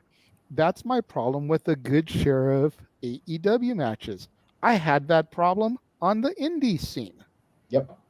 You know, when it's false finish after false finish after false finish after false finish after rope break after false finish, can we just get there already? Yeah. You're sucking the life and the energy out of me, and I get you want the match to be exciting, electrifying. You want me to be invested. Right. But now I don't give a shit about the next 5 matches that follow you. Yeah. Because you've sucked the life out of me. And there Jay, probably weren't that many afterwards. It may have only been 2 or 3. That's even irrelevant at the end of the day. But I give less than a fuck about those matches now because you've sucked the life out of me. Go ahead, Jeff, make your point. And then James was raising his hand very politely. So I know, and I wasn't. I was being rude. I'm sorry. You know, to your point, though, you know, all these big moves don't get it done, and they kept escalating the intensity of the move, and then the simple hidden hidden blade blade and the Stormbreaker is what does it. It's like, so he kicked him in the head, he shot him, he stabbed him, he shot him with a cannon, he hit him in the head with a bazooka pellet, and then he kicked him again and he bent him. Huh? Then he died because of a bee sting. Exactly. He has all this lethal shit, and then a freaking bug bite does him in. Huh? Which, you know, let's not talk about bee stings around Thomas J. Hey, listen, man. I mean, that's fair. If it happened, I'm just saying, you know, that maybe they followed the Steve Irwin approach. I know. And that's shit. That that's bad. I'm sorry. Both y'all are wrong. You with the Thomas J. Beast and you the Steve. God damn, y'all are evil motherfuckers. I'm sorry. I don't know if anybody in this room. I honestly don't know if anybody in this room other than Jeff gets the Thomas J. reference. No, that's okay. So. No, but anyway, I think everybody in this room definitely got that Steve Irwin reference, though. It's because you're wrong for that shit. But as far as but as far as not giving a shit about the matches after, I think that's exactly why they put the Sting 6-man between the Kenny Will match and the Okada Danielson match. It was more of not necessarily a let me down, but more of a all right. We just took you on a roller coaster ride. Let's put you on the fucking kiddie ride for a few minutes here. Exactly. Yeah, but think about that for a second in the grand scheme of things. You just made Steen the icon, your cool down. No, but you know what, though? Think about that for a second. No. I did, which is why I said it. That's why Sting is at the point of his career. You do that to Sting anytime before 99, Yeah. it's insulting. Yeah. Sting now, Chris Jericho now, Naito now, even. Yeah, Suzuki. Even Suzuki. I'm okay with that with them now. You do that with any of those 4 guys in the prime of their career, that's insulting and disrespectful. They're established legends. Let them just have the fun in multi-person affairs. Yep. Darby and Sammy didn't suffer for being part of that at all for me. Not at all. But if you have them be the main event because Chris Jericho and Sting are in it and they follow Okada, Danielson, and Ospreay, Omega, they're fucked. Yep. Yeah. But because the 6-man let us down a smidge, we're able to appreciate how awesome Okada Danielson was. Yep. Yeah. And again, that's just my subjective opinion. But that I think, as much as I'm going to continue to harp on AEW for their lack of proper storytelling within the context of a hype package, match card placement, solid gold the other night. Very good. Very good. Yeah. I just want to add as well, because if there's one critique that I could have about the match, I think the false finish placement towards the end was definitely in the wrong places. Yeah. We already kind of touched on how they need to get better at their promo packages and explaining the damn backstory, and especially on commentary, they should have mentioned that's he remembered about Ibushi, and that's not what you want to do against Omega. That's the wrong move, right? Whatever. We already been through that. We're not going to beat the dead horse now. But I think the biggest issue was that the Hidden Blade and the Stormbreaker was the thing that finished it off. I think that should have been the false finish, and then Will Ospreay should have hit the Tiger Driver at 91. That should have been what finished the damn match. Well, right. That's what I was saying, and JJ made the joke about. He hit him with every kind of lethal weapon and nuclear armament he could find. Then he hit him with the goddamn bee sting, and that was the end of it. Like, what? Yeah, like he dropped him on his head. He dropped him, by the way, on a place where he had surgically repaired pretty much. He basically just fucked him up all over again from where he was in 2021, right? Mm-hmm. And that doesn't finish it. I don't know how they thought that was a good idea. That's the one critique that I could have about it. Right. I think if you'd inverted it with the Hidden Blade and the Stormbreaker, and that's like 2.9, and then you hit the Tiger Driver, I think to a degree, we'd be having a different conversation. Especially with an exposed Hidden Blade, no elbow pad at the end. Yeah, exactly. And I'll agree with that, because when he hit that Tiger Driver and dropped him on his head and kicked out, I immediately, I was sitting here pacing the living room during watching that match back the next day. As soon as he kicked out of that and the match kept going, I sat down in my chair. I'm like, I'm kind of good now. And that's the thing. So with WYW, for those who haven't seen it, and I'm not saying that we're like better or worse or anything. I'm just putting this in perspective of how we structure our matches. I'll use this as an example. Taka Michinoku versus Shawn Maverick is a match that we did for our show, right? It was an Extreme Rules match. It was a quarterfinals match, right? Shawn Maverick hit everything on Taka, but Taka wouldn't stay down. Taka hit everything on Shawn Maverick. He wouldn't stay down. There was false finishes galore in that. We did what AEW did. But then we got to the final move of the match, and we knew this was it. Shawn put him on the top turnbuckle, had him in the torture rack position, and he drilled Taka Michinoku head and neck first onto a ladder with the fucking burning hammer. 1, 2, 3. That was the end of the match. Because who the fuck realistically should kick out of that? Nobody. Right. It's a fucking burning hammer into a goddamn ladder, So it's one of those things where, you can pick and choose like what's a false finish and what's the actual finish, but more times often than not, it should be if you land roughly on your head and neck, and that's not the finish, then what are you doing? That should be the finish. Yeah, contact point.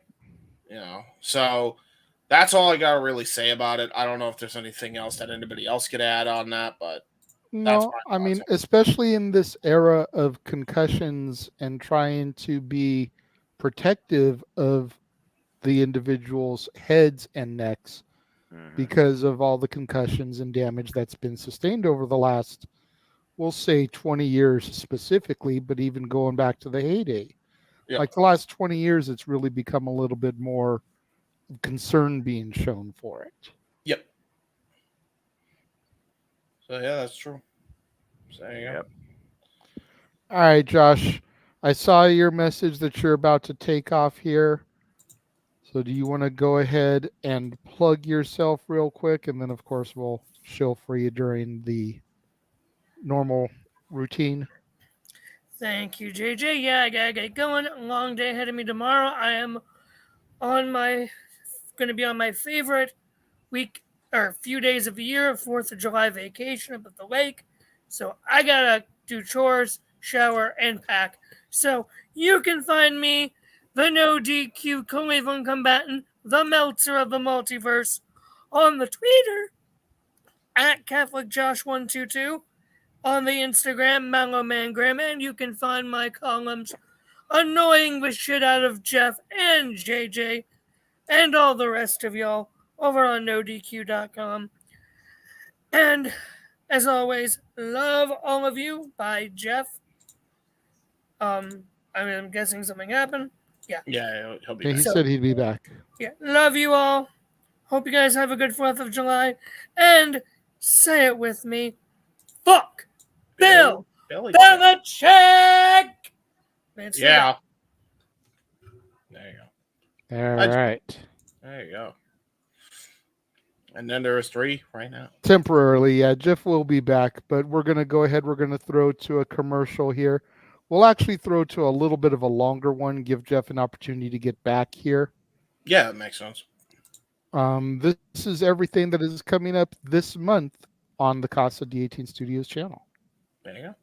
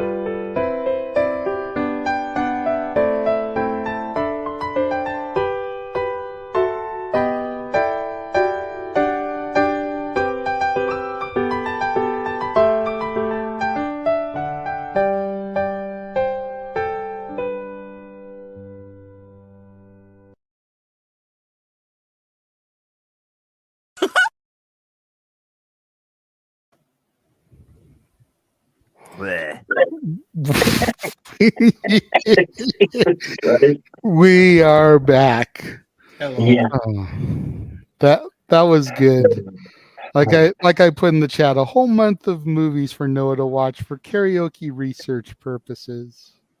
Yeah, just make sure if you're watching on Disney Plus, you don't lose power like we just did here at the house. Yeah. Right. How are you on with us right now? I'm literally on my phone on freaking data power, which is going to make my parents so happy when that data bill comes in. So I'm trying to get the backups in place in a hurry here. So. There you go. Christ. Well. Anyway. Now we're on Okada and Omega, right? Because we briefly touched on it, but we talked. I mean Okada and Danielson. Sorry. Yeah, though. A lot of those. The final countdown returns, as I labeled it, because beyond even the match was the moment. Yeah, dude. And I mean, I appreciate the fact that you wanted me to give myself the solo shot, James, but it just wasn't going to happen at that moment. But you guys should have seen. I put together the video. I put it in the group chat. I put our commentary over the moment, over the entrance. Ooh. So everybody in the Open Mic Night group chat can go back and check that out. Oh yeah, I'm watching that. It was a moment, you know, for people that have followed the American Dragon Bryan Danielson for as long as Jeff and I have. I don't know how long you guys have followed him, but that moment right there was everything. Exactly. It was. I'll go let you finish your thing first, and I'll say what happened to me when I finally saw it. But go ahead, brother. It was just it was the moment of the night for me, you know, and it feels weird that a show with that much great action for me could be defined by a wrestler coming out to a song. But legitimately, that was the moment for the night for me. I woke my girlfriend up from sleep. She asked me about it the next day on the telephone. She thought somebody had gotten hurt in the house here because of the way I was hooting and hollering and screaming. And I had to try to explain myself to her. And I was like, I know you're not going to understand. But this was a thing for me. It was a moment. Yes. I mean, to the point where the match became secondary until we found out about the injury Bryan suffered. Right. Like 10 minutes towards the end of the match. Right. And he still made Okada tap. Yep. I mean, you almost got to wonder now who they're going to pencil in his place for Blood and Guts. Because I'm sure the plan was to have all 4 BCC plus 1 versus all 4 of the Elite plus 1. And now BCC are going to be down again. Is it 4-on-4 or is it 5-on-5 like War Games? Well, usually it's 5-on-5, but they have not defined the field at all. Got it. And also, there were years that War Games was 4-on-4 too in WCW days. So, but yeah, you know, Jay, you mentioned, you know, waking your girl up. I saw the entrance on the way home from UWW Sunday night because I'd heard about it because you guys told me you mentioned it to me in group chat that it had happened. They done the thing. So of course I'm trying to get to a damn data signal in the middle of the Globe Theater in LA, which is not easy for the record, ladies and gentlemen. Golly. And I finally just found it in the car on the way home. We're in a drive-through at the local Taco Bell.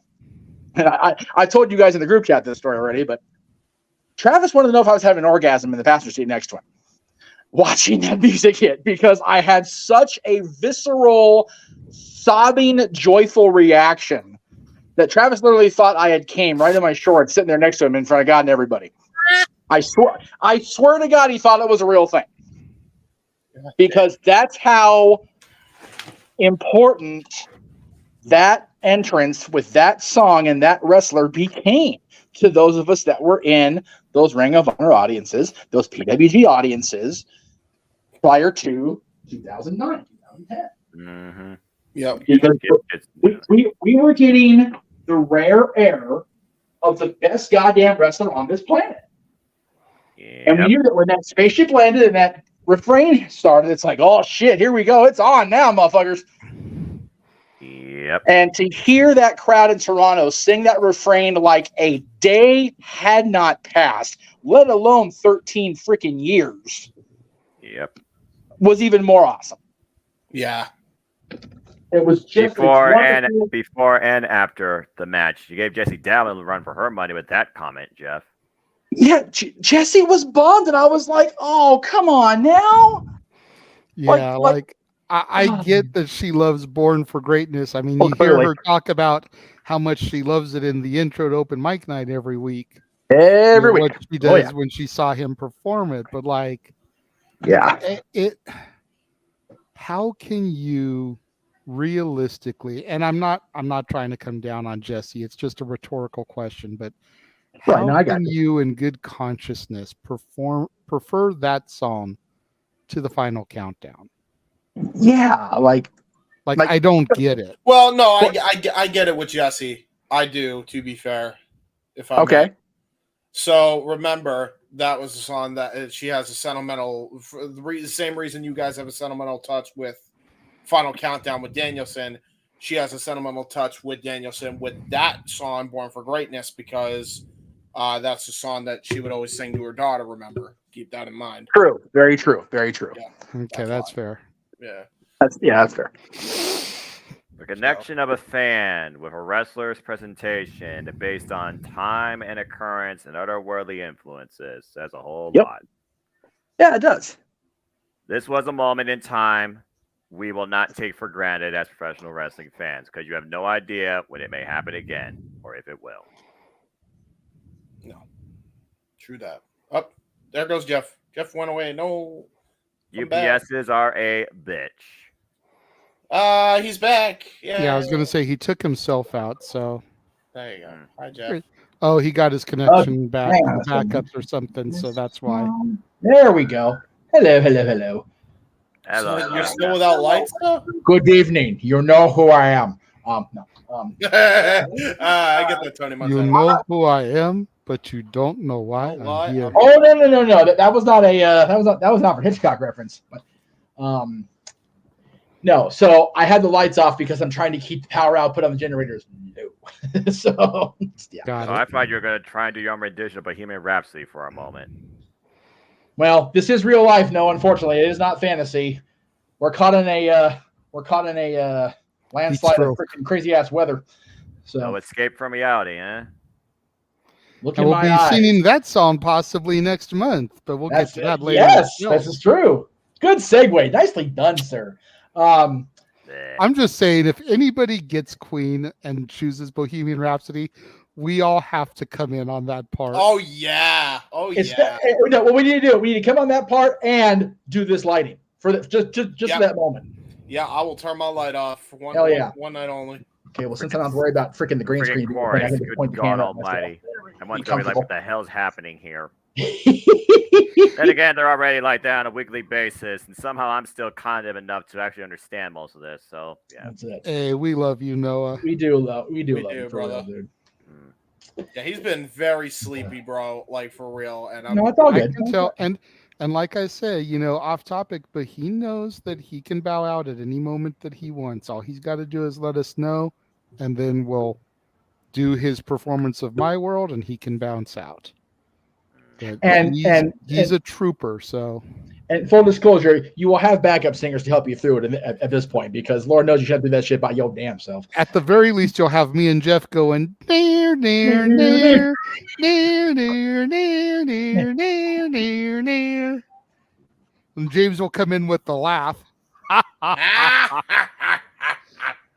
That's right. That's true. But I think the proper lyrics anyway. Sure, we all know I did. Yeah, that's I right. don't mark it myself. But Aw. back to the topic at hand. I don't Yes. want to just harp on the theme song. As great as that moment was for me, Right. literally reduced me to tears on the air. Oh yeah. But that match, like that match was something special, I think. Yes, it was. I do personally feel that it was better than Osprey Omega. Yeah, I do too. But again, that's subjectivity, as we always discuss. Yep. Yes. No right or wrong, just a view and opinion. Respect all others. My only thing is, you know, and again, I brought it up and kind of steered the direction the wrong way, but you know, Meltzer's own subjectivity was even called into question on this show. Because he completely ranked it opposite of what I think he would rank it normally.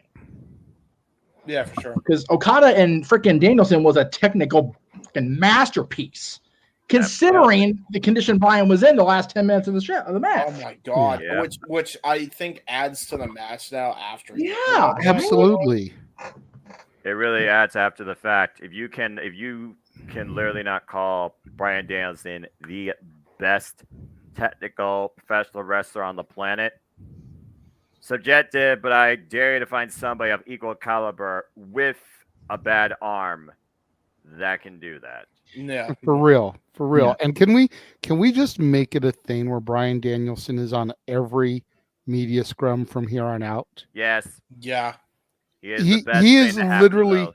he is literally like good guy Brian coming into those things. Like seeing him walk in and sit down and then shooting the shit with everybody is kind of like when Hunter comes out at the end of the WWE ones. Yeah, man. Yeah. For real. You know he's going to be completely real. You know he's going to be completely unbiased. You know he's not going to be in character. Nope. And I love it. I love To a point. To a point. No, I love it 100%. Like I want to have Brian do that every time. Yep. Because you're gonna hook more people on the AEW product with that kind of blunt honesty. Yeah. Yep. He is not afraid to put people over. And you know he's not going to sit there and bury people. Nope. And really quickly, I want to address Emmanuel's comment here. We appreciate the fact that you were going to do that. Yes, people were incredibly generous today, my friend. Yes. Your sister being one of the main ones. Right. Feel free to save that money for the watch along that we're going to be doing Friday SmackDown at the Garden. Yes. What I meant was, to a point, was he was in character a little bit during the scrum, because he was talking about wanting to end Okada, and I'm sure Bryan Danielson at his heart wants another match with Okada. But I don't think Bryan Danielson, the person, really wants to end Okada's life. Like, yeah, that's well, no, I mean, but yeah, but I 99% of me loved that. The 1% that didn't, no, not, yeah, exactly. I agree with that statement. 155%. Jesus. The 1% that doesn't like it was the fact that I never got an interview with him because he refused to not do it in completely 100% kayfabe character, and we weren't about that at that time. But it's like, man, if I could have had that Brian like 10 years ago, damn, or not 10, like 15 years ago. But anyway, the match was truly something special. If you could have had that Brian when he was out from his orbital injury in the NWA tournament. Yep. Mm-hmm. Oh, great. Yeah, he and Okada definitely need to run it back. And Okada even said, "Thank you, Brian. Thank you, Pro Wrestling. You know these two will definitely meet up some point again, as they should." Yeah, I firmly believe, and this is me probably thinking way too far outside the box and outside of the topic JJ is bringing up at hand here, but put those two in the Tokyo Dome. Yeah. Yes. Yeah. If Okada doesn't enter January 4th as the World Heavyweight Champion, put him in the ring with fucking Brian Danielson. Yes. January 4th, please. Hell, in the interim, man, him and Sabre Jr. is still a match I need to see. I need to see it now. Need to. And the four of us in this room, but you and I in particular, I will never, ever forget the feeling I had when he went on that SmackDown and retired, and when he came back and unretired. I never thought we'd be having a conversation of him facing Kazuchika Okada, Zack Sabre Jr., Kenny Omega, any of these guys. Minoru Suzuki, and that match was free on YouTube. I still go back and rewatch it. So as long as Brian is back and is capable, get him in the ring against every fucking buddy while we can. Yeah, for real. And for the record, by the way, I still say that year, the year of Danielson, man, because he produced 5-star bangers in both of the top U.S. promotions in the world, and killed. There is no reason Bryan Danielson should be having the quality of matches he's having with the quality of life his body has gone through, and he does it anyway. Yep. The guy is the best in the world. He's the best in the fucking world. And, we've been talking all day about Roman Reigns being knocked down off of God mode. Put Bryan Danielson in that throne now. There is no disputing that for me personally. No. Yes, it's subjective. No. Yes, it's an opinion. But I think the room shares that opinion. He is the best wrestler on this planet. Keyword wrestler. Damn it. Yeah, wrestler. But again, to my point, if you became a fan after 83, you're a fan of sports entertainment either way. Yeah, fair enough. So still hate it. But I know. But either way, the fact that he was still a viable, legitimate threat to Roman Reigns, both in a triple threat match and in a one-on-one environment, right before people knew he was leaving. Yep. And they still bought into it. Yep. That's the greatness of Bryan Danielson. He's so good. He's incredible. So good. Konosuke Takeshita, Bandito, Roosh, Brian Cage, Timothy Thatcher, MJF in what some call the greatest Iron Man match ever. And now you add Kazuchika Okada in this year alone. I think, Jeff, the reason why they bought into it so easily is because they had been fooled by CM Punk. Yeah. Yeah. Fair. Everybody knew he was leaving Ring of Honor, and he still won the ROH championship. Yep. Yep. Kicked off the Summer of Punk. Added a few more dates to his run there, or maybe that's when he was supposed to end anyways. He was. And just kind of leaked it early that he was leaving, made everyone think he was supposed to leave earlier. Either way, inconsequential. Doesn't really fucking matter. No. Right. People showed up to that show thinking Punk was going to lose and just leave. And he won the title. Yep. So it's so easy to buy in the fact that Bryan could beat Roman on his way out. So they already seen CM Punk do it. And twice. By the way. Twice. By that point. Which is also crazy to talk about here at this point. Well, the difference is that at that Money in the Bank, when Phil Brooks walked into the arena that night, he had yet to sign a new deal. Fair. That is true. He literally signed the contract while the show was going on. Yeah. That's the difference. Mm-hmm. So the ink was still wet on his new deal when he went out there to face John Cena and win the title. But at least a deal had been signed. He was inked in for another however many years. Well, there was no way, as much as he had Vince by the balls, there was no way McMahon was going to let him go out there without inking a deal. It just wasn't going to happen. McMahon would have taken the bullet and taken the riot because he's not going to put the belt in somebody's hand that's not inked. Vince may be old age and crazy, but he's not business stupid, at least not at that point. We could have had a Chicago screw job. Right? Dude, that would have been wild, Yeah, but anyway, and you know what? Again, this is the night of Jeff praising people that you never thought you'd hear Jeff praise again. Wait, he's going to give credit to Laurinaitis now? Fuck yeah! Oh, no. JJ, I am mildly, but if I get to the point where I'm drunk enough where I'm praising Johnny Laurinaitis, Please don't even cough my alcohol. Just walk to the door and put a bullet in my fucking head on the air so we get money from it. Who's talking shit? I Pull hear the plug someone from open talking mic shit. night. Pull the plug from open mic night and call it a week. Dude, seriously, pull the plug from my life support machine because clearly I'm on some sort of medication.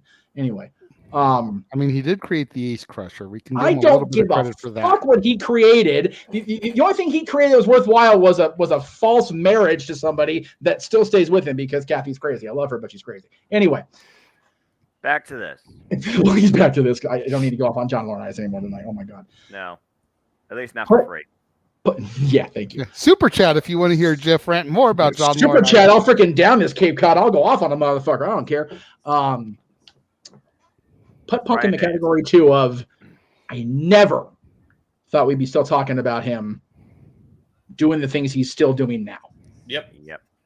And God bless him for it. Like seriously, I will praise Phil Brooks, CM Punk for that. Because I didn't think it'd ever be a thing. Ever again. No one and to did. his credit, he got there. He was able to do it. And, I gave him a massive amount of shit in the last year since Brawl Out. I would say it was justified, to be perfectly honest with you. Same time, he had the feeling he had about what was going on and stuck to his guns. You can't fault him for that. Nope. No. So, yes, all of the praise especially since in the long run, he proved himself to be right. Mm-hmm. Yep. When the Elite came back, started acting like children, taunting him and mocking him, he kind of proved his point. Yep. Yeah. And he didn't neither side outwardly attacked the other. But Matt and Nick were far less subtle than Phil was.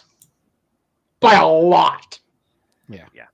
And Punk owes a lot more receipts than just Matt and Nick too, which is why he's got that belt in the bag. What are the chances we get CM Punk versus Bryan Danielson at some point? I'd love to see it again. We got a taste of it in WWE. I would like to see it on the AEW stage because it's gonna really be CM Punk and Bryan Danielson. Yes. Not Daniel Bryan, the neutered RLH. dragon. RLH represent. Emmanuel with a good question. Will Danielson go to WWE again? Nope. I honestly think he might go when he's ready to officially retire. Yes. I think he may go for like a 1-year run and then go into the Hall of Fame. I just see the Hall of Fame thing. I see him as one of those type of guys that would, reemerge, be there for a year, go in the Hall of Fame, call it a day. I figure his wife is already in the Hall of Fame, have her induct him. Yeah, I think if Brianna and Nicole hadn't got out of their contracts, I think it would be a much quicker return. But now he doesn't really have to worry about caring about going back anymore until he's ready to go on his terms. Yep. If they were still under contract and still having to kind of abide by the corporate thing, it might be a different situation. Try to get in there and help. But if he don't got to worry about it, he ain't gonna worry about it. No. Bree told us that Bryan misses the fan base in SoCal and in Arizona. So trust me, as long as AEW keeps going back to California on the regular, even if it is twice a year, he ain't got no need to go nowhere. Nope. No, we don't. He's a made man for life. And again, this match was definitely one of my favorite matches in my life. Technical classic. Yeah. I have yet to see a Bryan Danielson match. Daniel Bryan matches, yes, I have not liked necessarily, but Bryan Danielson matches, I've yet to see one I haven't liked yet. Yeah, exactly. In some way or another. He hasn't missed a step. Even I want to say it was Bryan versus Claudio headlock match. To be fair, I haven't seen that because I know I'm going to fucking hate it. Okay.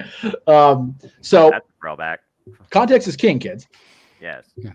When that match happened, I was in when the match actually happened, I was prepping for Rocky Horror for the night. Found out about it outside in line, bullshitting with people pre-show, because one of our Dr. Scott portrayers came running in, like, dude, you won't believe it. And he lays it out for me, and I'm going, God damn those two, what a couple of assholes.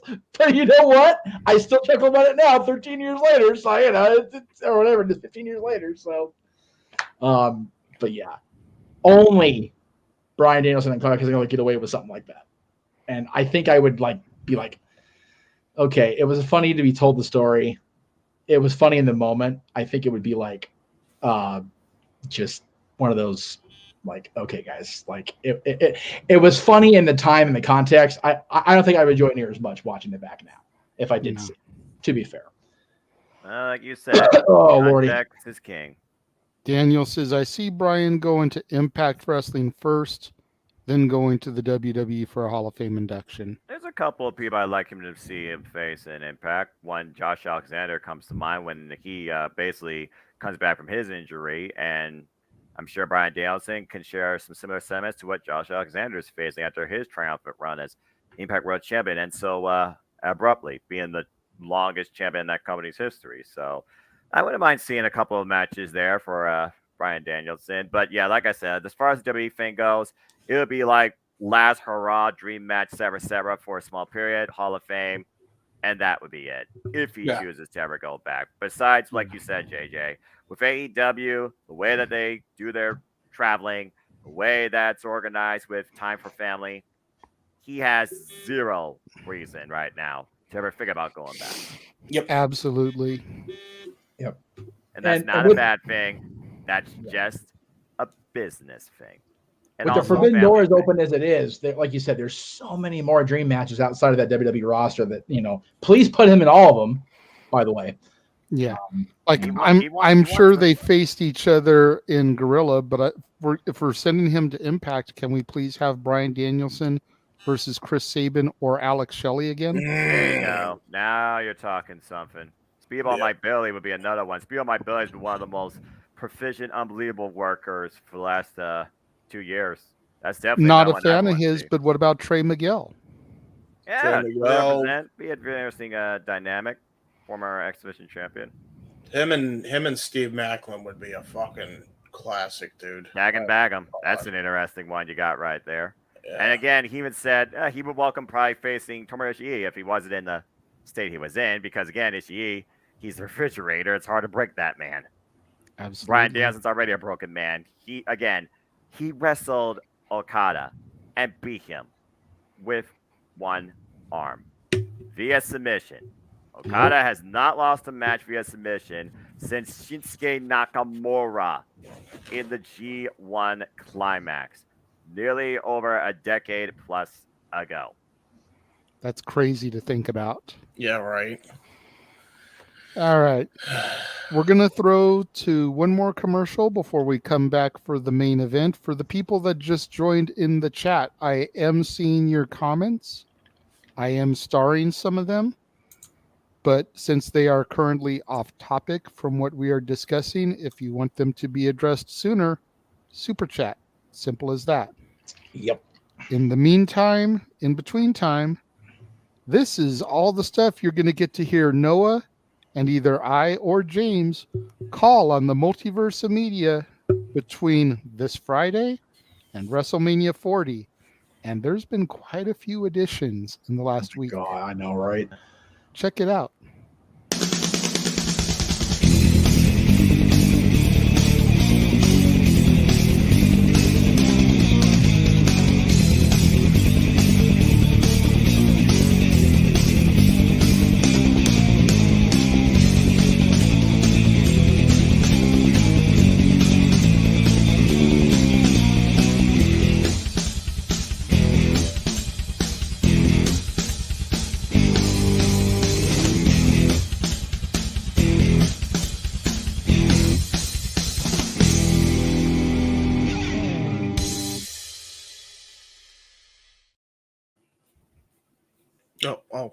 Sorry. Damn. No, your turn. Blood and Guts Grand Slam, Rampage, and Dynamite. SmackDown this week.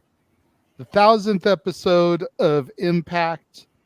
That's just the TV shit that we're doing. That doesn't even count the legitimate pay-per-views and PLEs. Yep. But all of those things are like monumental special occasions. I mean, how can we not cover the 1000th episode of Impact? Right. With my theory out there about Cody Rhodes, going to Sean's comment here, is Cody still the guy? Or should it be Jay now that dethrones? You know, with my long-standing theory about Cody finishing the story at the Garden, even though he wasn't in the match today for the briefcase, with the fact that brand split, LOL, is a thing, can it still happen? We got to cover it, man. We got to be there to watch it and see. You know, they're already making the card look interesting. Mm-hmm. It is MSG. Exactly, because it's the guy. We're gonna have the rated R superstar Edge on the Grayson Waller effect. That right there is gonna be a moment. Yeah. Because is he gonna come out and finally say, "Come this date, I'm retiring"? Right. No idea. There's been a long-standing rumor for a while that once they go to Canada the next time, he's gonna retire in Toronto. Yep. When are they going to Toronto again? Good question. Don't know. This could very well be that formal announcement to the public, if you will. Crazy to think about it. But so much good stuff in store. I'm looking forward to being part of it. I know James is looking forward to doing some of this stuff. Noah is always down to call the wrestling. So much wrestling. All the wrestling. Yeah. Noah is so tired that he couldn't even give me his traditional reactions as the graphics come across the screen tonight. Right. Because usually for the WWE stuff, he's like maybe this could be okay. The AEW stuff, he's like, yes. He's like Darth Vader, the many faces of Darth Vader right now, but it's the many faces of Noah Foster. Right. Right. Yeah. There's a T-shirt, Jeff. The many faces of Noah Foster. Well, the thing is, though, I gotta make a real one of him because he's got so many good ones when we're off camera. It's funnier than shit. So, don't worry, no, you have a surprise waiting in the wings, brother. We won't actually do that to you. No, I'm not that much of a dickhead. Anyway, let's not be completely. But I mean, I am, but you know. So the main event is interesting to talk about this evening because we saw this gentleman's family in the main event of Money in the Bank. Yes. As the Fatus, the No Eye family was very, very prominent, as they should have been in the main event. Right. But we're not talking about Jimmy or Jay. Nope. We're not talking about Roman or Solo. Nope. We're not talking about Rikishi. We're talking about Jacob Fatu. Because Jacob has been up to no good. Oh Lord, what did he do? Well, apparently, and what I'm going to show you the image is a fan-made post, but I do have the article up here that I posted in the chat. Right. That I'm going to read specifics from. But supposedly, Jacob Fatu stiffed a charity function. They booked him to come out for a show, paying those costs right there, prepaid $1,000, hotel $550, plane ticket $650, flight change $350, 8x10s for autographing $50, grand total $2,633. Yep. And then Jacob contacted them and said there was a family emergency, so they gave him the benefit of the doubt. You know, at Jake's, which is the name of the nonprofit, we're 100% about family. And I said, if you can't make it, that's fine. Said Jake's Network of Hope Director of Development, Jen Harper. We rescheduled the flight that he missed originally, and about an hour after that flight took off, we were made aware from him that he wasn't coming. After that, he ghosted us. He ghosted the production team that puts together the wrestling show, and he ghosted the person that booked him for us, Harper said. Continued to say that the organization had already prepaid Fatu $1,030 for the appearance. Everything else that it says on the thing there resulting in the $2,633. Harper also said that a major name from Fatu's family reached out to her regarding the incident and promised to attend the nonprofit's event next year. Jacob is the son of Samuel Fatu, the Tonga Kid, and is part of the Anoa'i family dynasty. However, Harper did not reveal who from Fatu's family contacted her. It was kind of really out of the blue to get a phone call from somebody of that magnitude to say, hey, what can we do? How can we help? Harper said. The nonprofit organization continued to say they were inspired to speak out about the incident after reading of others who had similar experiences with Fatu. NBC is reporting Pro Wrestling King in South Bend, Indiana, is also alleging that Fatu ghosted them in regard to a show on June 3rd. That's why at Jake's we decided we wanted to speak up alongside these organizations so that this didn't continue to happen to other people, Harper said. Fatu is currently featured in promotional material for the Hits for Hope fundraiser alongside such names as Billy Gunn, Brian Pillman Jr., Tatanka, and Vampiro, all who worked the event. Oh boy. Well, now we know the ugly truth about the guy, huh? Well, and again, we need to stress, allegedly. God, I always put If that. a member allegedly contacted the promoter. Yeah, true. So we don't know, but this is not the first time that I myself have heard something like this about Jacob. Nope. So it's easy to make conjecture and jump to conclusions, but we don't know all the facts, and we are going to state that up front for the record, as we always do on this channel, on our channels, excuse me.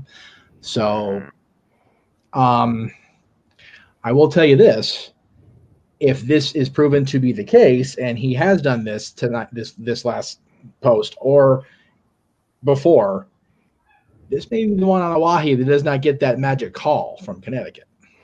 Oh yeah, or anywhere, because they ain't up with that shit. No. Blacklist. Yep. It's not a good thing that he did. It's a horrible look. Yeah, it really is. You stiffed somebody out of their nonprofit money to bring you to a charity event to perform, and we're talking it's a good chunk of change, bro. Like that's over $2,000, almost $3,000.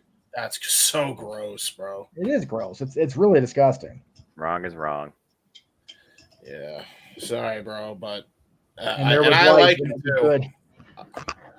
I like him. I like Jacob. I think he's a hell of a talent. But there's no way I could support that, man. There's no way. I wouldn't. If I was a promoter, I wouldn't bring him anywhere. No. Shit. That's poor business right there in the highest degree. That goes beyond business. That's poor morals. Bingo. Yeah. Jay, you and I have been to our fair share of indie shows, especially here in SoCal, and it's happened a couple times where you get a talent that doesn't do business, and it's it's not not a good look. I mean, at the end of the day, stuff like this is why I had such a disdain for the Briscoe brothers for a number of years. Yep. Not that they would take money because they would be rebooked, but just they would always no-show. What's up, Greg? Got to the point where I just didn't care anymore. Right. Yeah, true. Yeah. Oh, young Gregory, we're always on at least at 10 o'clock by now. Yeah, dude. I was gonna say, man, this is halftime, brother. Yeah, this is open mic night. We actually got to the main event in a reasonable time for us. Yeah, I was going to say we're early. We're early tonight. This is and, why. And this isn't a continual stream. We did break once Money in the Bank ended, and then came back for open mic night. Greg, we were all marked safe. Except for Noah Foster, he still has to sing My World. Well, no. I mean, as far as Mark safe from him doing Melina and Maddie Laws doing Maddie Expose. Sorry, Josh. Fair. Sorry, not sorry. Yeah. And trust me, Melina and I are talking enough. If she's going to be part of this company, we'll get the Melina entrance for real here soon enough. Right? Ooh. That would be awesome. Love Melina, and it was wonderful to see her last weekend. And again, I'm on a balancing act because that show was fun. Business kind of was what it was, but god damn, those two main event matches at Forbidden Door. It's like, man, I wish I could have been here with you guys experiencing that.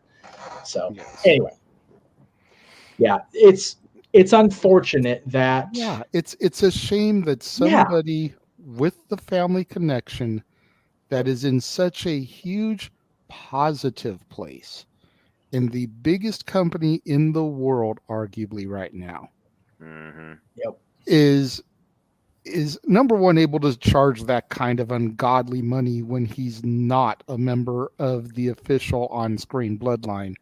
Yes, in real life he is, of course, but he's not part of the televised unit. And then to stiff somebody. And not just Joe Blow from Kokomo promoter, but a nonprofit charity. Right. Like, I can get the fact that, the Frisco fiasco. Oh my God. That, in that case, the promoter, stiffed the talent. He had all these legends and people show up and then bounced with the money that he promised to pay them. That was just a shitty weekend for most everybody on that trip. But so you hear about it from all aspects, whether it's talent or promoter, and just for somebody of that lineage, that heritage. I mean, the video package before the main event was gorgeous, chronicling the history of the bloodline and how deep its roots run, going all the way back to High Chief Peter Maivia. Yep. Mm-hmm. And then for him to do this, allegedly, let's make sure we throw that in there again. Yes. Supposedly. Yes. Yeah, it gives wrestlers a bad name. Yeah, and to be fair as well, not that I'm comparing, because the general point is that was a bad thing anyway. But I don't even think the Briscoes or anybody that I've heard of, I don't hear many people stiffing charities. They might stiff a promoter, and they'll even probably in most cases give back if they just don't want to be there, right? But not once did I hear any of the people, even dude. I remember, there's one thing I could say about the Briscoes. They always made a charity show. Always. Every single one. And it's like, because that was to help people that were absolutely in need in that moment. That's what boggles my mind about this. See, and what boggles my mind about this the most is it supposedly isn't the first time he's done it. No, he's done this many times. If this was the only time, you'd maybe be able to give him a pass. Maybe there's a little bit of a hiccup in the storytelling, but for more than one person to say this, it comes down to the whole, if it walks like a duck, talks like a duck, it's a duck. Yeah. Now, I hate ducks. Because ducks fly together. Hey, well, we have a duck icon. We have a duck icon for StreamYard, so that might whatever. But yeah. But okay, so the thing that I want to stress, though, since we say allegedly, it makes me wonder, is this in his control, or is his life so chaotic, whether it's on him or the company he surrounds himself with, family, friends, whatever, that he just, even he wanted to make it, but he couldn't, but he also needs the money or something, and he's desperate or whatever.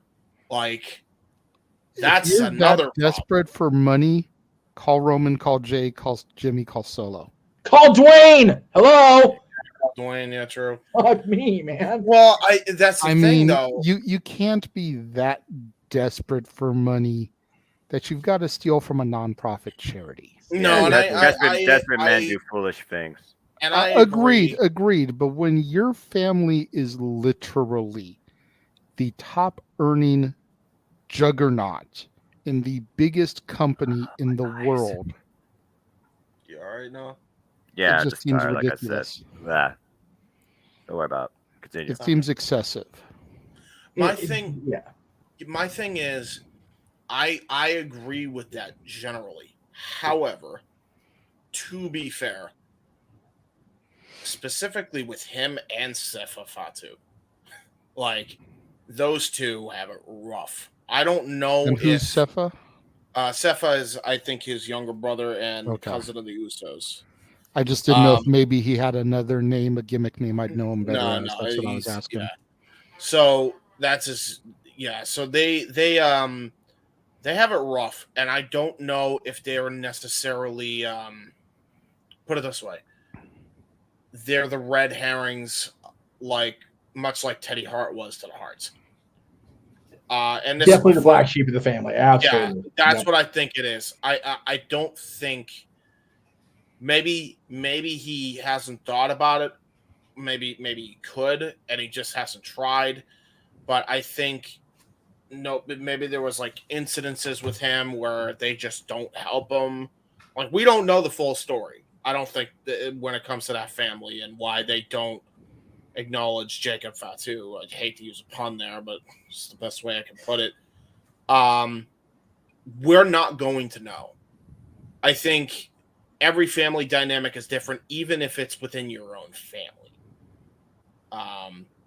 So that is something to consider. I'm not saying it makes it fucking right by any means. Let me just make that very clear. But it does make me wonder, okay, what's really going on with Jacob? What's really going on with his side of things that made him do this shit more than one occasion, allegedly, and not pay people back? Is he all right? Does he need help? Is he going through a rough patch? Has he gone to counseling? You ask these questions, especially if you have done it yourself for various other reasons, like I have, gone to counseling and shit. You kind of just naturally ask those questions over time. So right. All right. Anybody else have anything they want to add about this topic? Just it is unfortunate, and I've heard quite a few different things about Jacob and his different approach to the business than the rest of the family, good or bad. This is unfortunate that this stuff like this will limit him from advancing to a higher plateau in the industry if he chooses, and it limits us as fans being able to appreciate how good he is in the moments he's in now. That's fair. There's your clip to take for the New Year's thing, Jake. James. Jake, I'm Jake from State Farm now. What the hell? I apparently need insurance after this. I gotta do the gamer hunt. I'll be back. Wait a minute. Go ahead. Man's not wearing a red polo or khakis, all right? Not yet. I could get the red polo right now. Yeah, you could. There you go. Okay, just go target. They sell a few of those. All right, gentlemen. Well, I don't want to end this on a downer topic. So while we were discussing this, I tried to find the match producers again. I couldn't. Oh. But I did discover this. And it's a little bit of a pick-me-up here after that downer topic. So, as we all know, Natalya is on the Raw brand. Yes. But she was over in London this weekend because I'm sure Tyson was producing.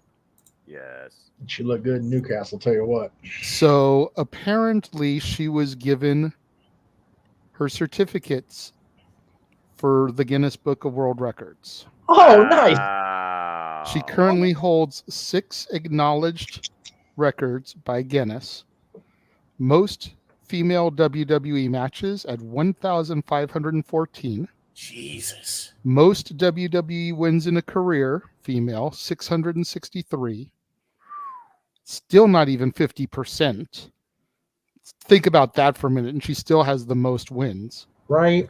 Most female pay-per-view PLE appearances at 75. Wow. Most female WrestleMania appearances, 8. Atta girl. Most Raw matches, 174. And now that she's back on the brand, that's just going to keep going up. 175 apparently come Monday. Most SmackDown matches, 200. Wow. Upon receiving her records from Guinness, Natalia said, "This is such an amazing surprise. I'm going to need more luggage to take these home." Well, you are in London. Plenty of fashion luggage. Some nice suitcases out there in the city in the shops. I was about to say, get yourself a Prada suitcase, baby. There you go. There you go. Shout out to my girl Natalia for those 6 Guinness World Record certificates. Congrats to her. That's awesome. Hopefully the Guinness exhibit out here, will have something of her sooner rather than later. Yeah. Because we've got a Guinness museum out here on Hollywood Boulevard. That's cool. Yeah. They should get the outfit she wore in Newcastle this weekend. My God. You gotta take your daughter to see that too, considering you named her after Maddie as well. It just kind of just works with the whole purpose.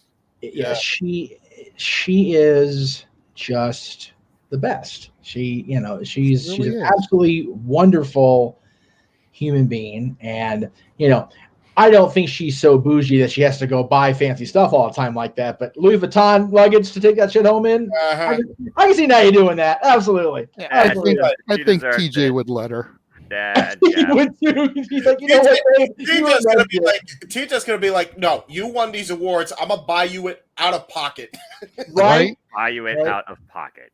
I'm gonna buy it for you out of my pay for the weekend. Exactly. Well, if he produced any of the matches today, he freaking earned it. Right. Damn good shit today on that PLE, boy.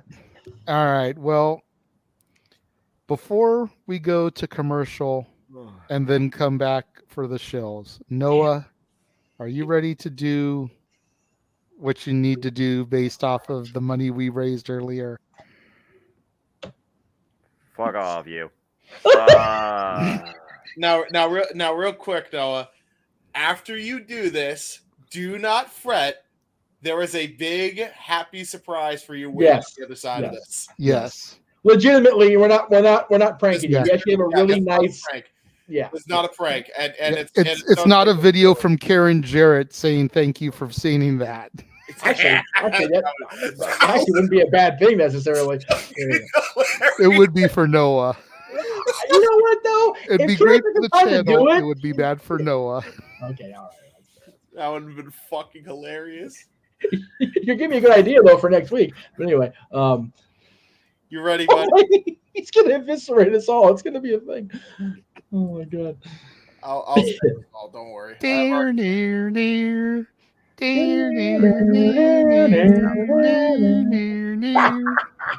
God, I don't even know what the fuck this fucking song sounds like. Wait a minute. What's the lyrics on this thing? Okay, wait. Why are we going to commercial and give him time to get the lyrics pulled up first? No, because I think the commercial. Because the commercial is the cheer up. Oh, that's right. Yeah. Oh my God. We'll just wait. We can wait. For those who are just tuning in to the Jeff Meacham Network, Multiverse Mania, Noah Foster will now give his greatest rendition of the greatest wrestling theme song of all time, My World. You heard it, My World, by Dale Oliver, performed for wrestler Jeff Jarrett and his wife, Karen Jarrett. Oh, God. This sounds abruptly horrid.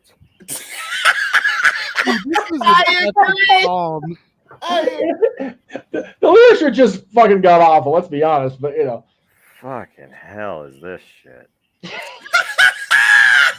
It's the greatest segment in the history of open mic night. This is amazing. He's just sitting there in half darkness, just fuming. You can see the smoking off his head. This sounds horrid. What the fuck is this horse shit? What is this horse shit? Oh, Oh my I gotta god. do this to the first My World shit nonsense. Fine. Fucking hell, I don't get paid enough for this shit. All right, you two, you three yahoos, whatever. I'll see what I can do here. Try and start this thing over. Okay. Here we go. Yeah, go ahead. Oh, there you go. Near, near, near, near, near, near, near.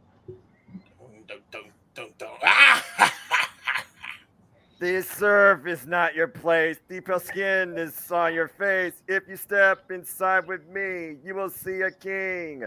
He ain't dead. He ain't the Rock. Don't want to hear your big mouth in my world. My world. In my world. That's all you get. I don't know what the hell this shit is. He ain't dead.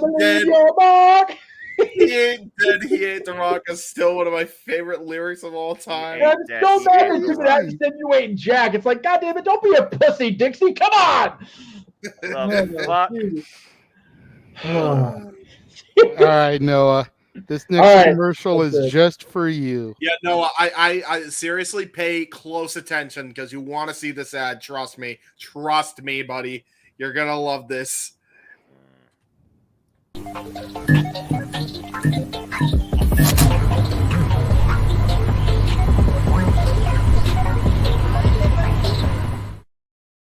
会話は Google 翻訳を介して読み上げられたため、完全に正確ではない可能性があります。あらかじめご了承ください。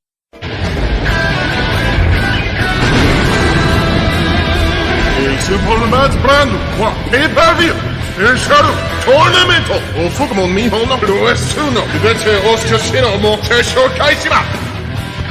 最初に紹介されるのはインサニティワークスインコーポレーテッドお台場である彼はウィメンズユースレスリングとインディフォースポッドキャストのメンバーです。ご歴史を明かせてケイシーガリガーに紹介されるのはオルドスプロレスプレスの通じジャル伝説です。ファイヤーロード空想国の対応ウィメンズユースプレスリングの一員クレーカファイヤーロード空想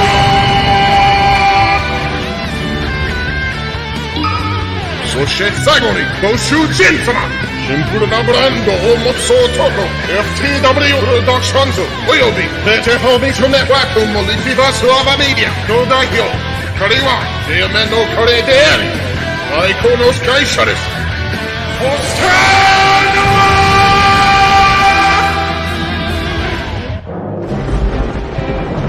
それは旋風ブラケットミー Yes, ladies and gentlemen, it is official. Noah Foster, Casey Gallagher, and Fire Lord Kuzan officially covering the G1 Climax. That was brilliant. Yes, buddy, here it is. And here's the All official right. graphic. That was pretty damn cool. That was pretty it. damn cool. I would have put the fucking QR code somewhere else. No, it's okay. Let me just take the thing down for a moment in case anyone wants to scan. If anybody wants to scan, subscribe to Noah's channel. Also, Jeff, you're muted. But yeah, this is the official release. It's happening this week, right? Noah?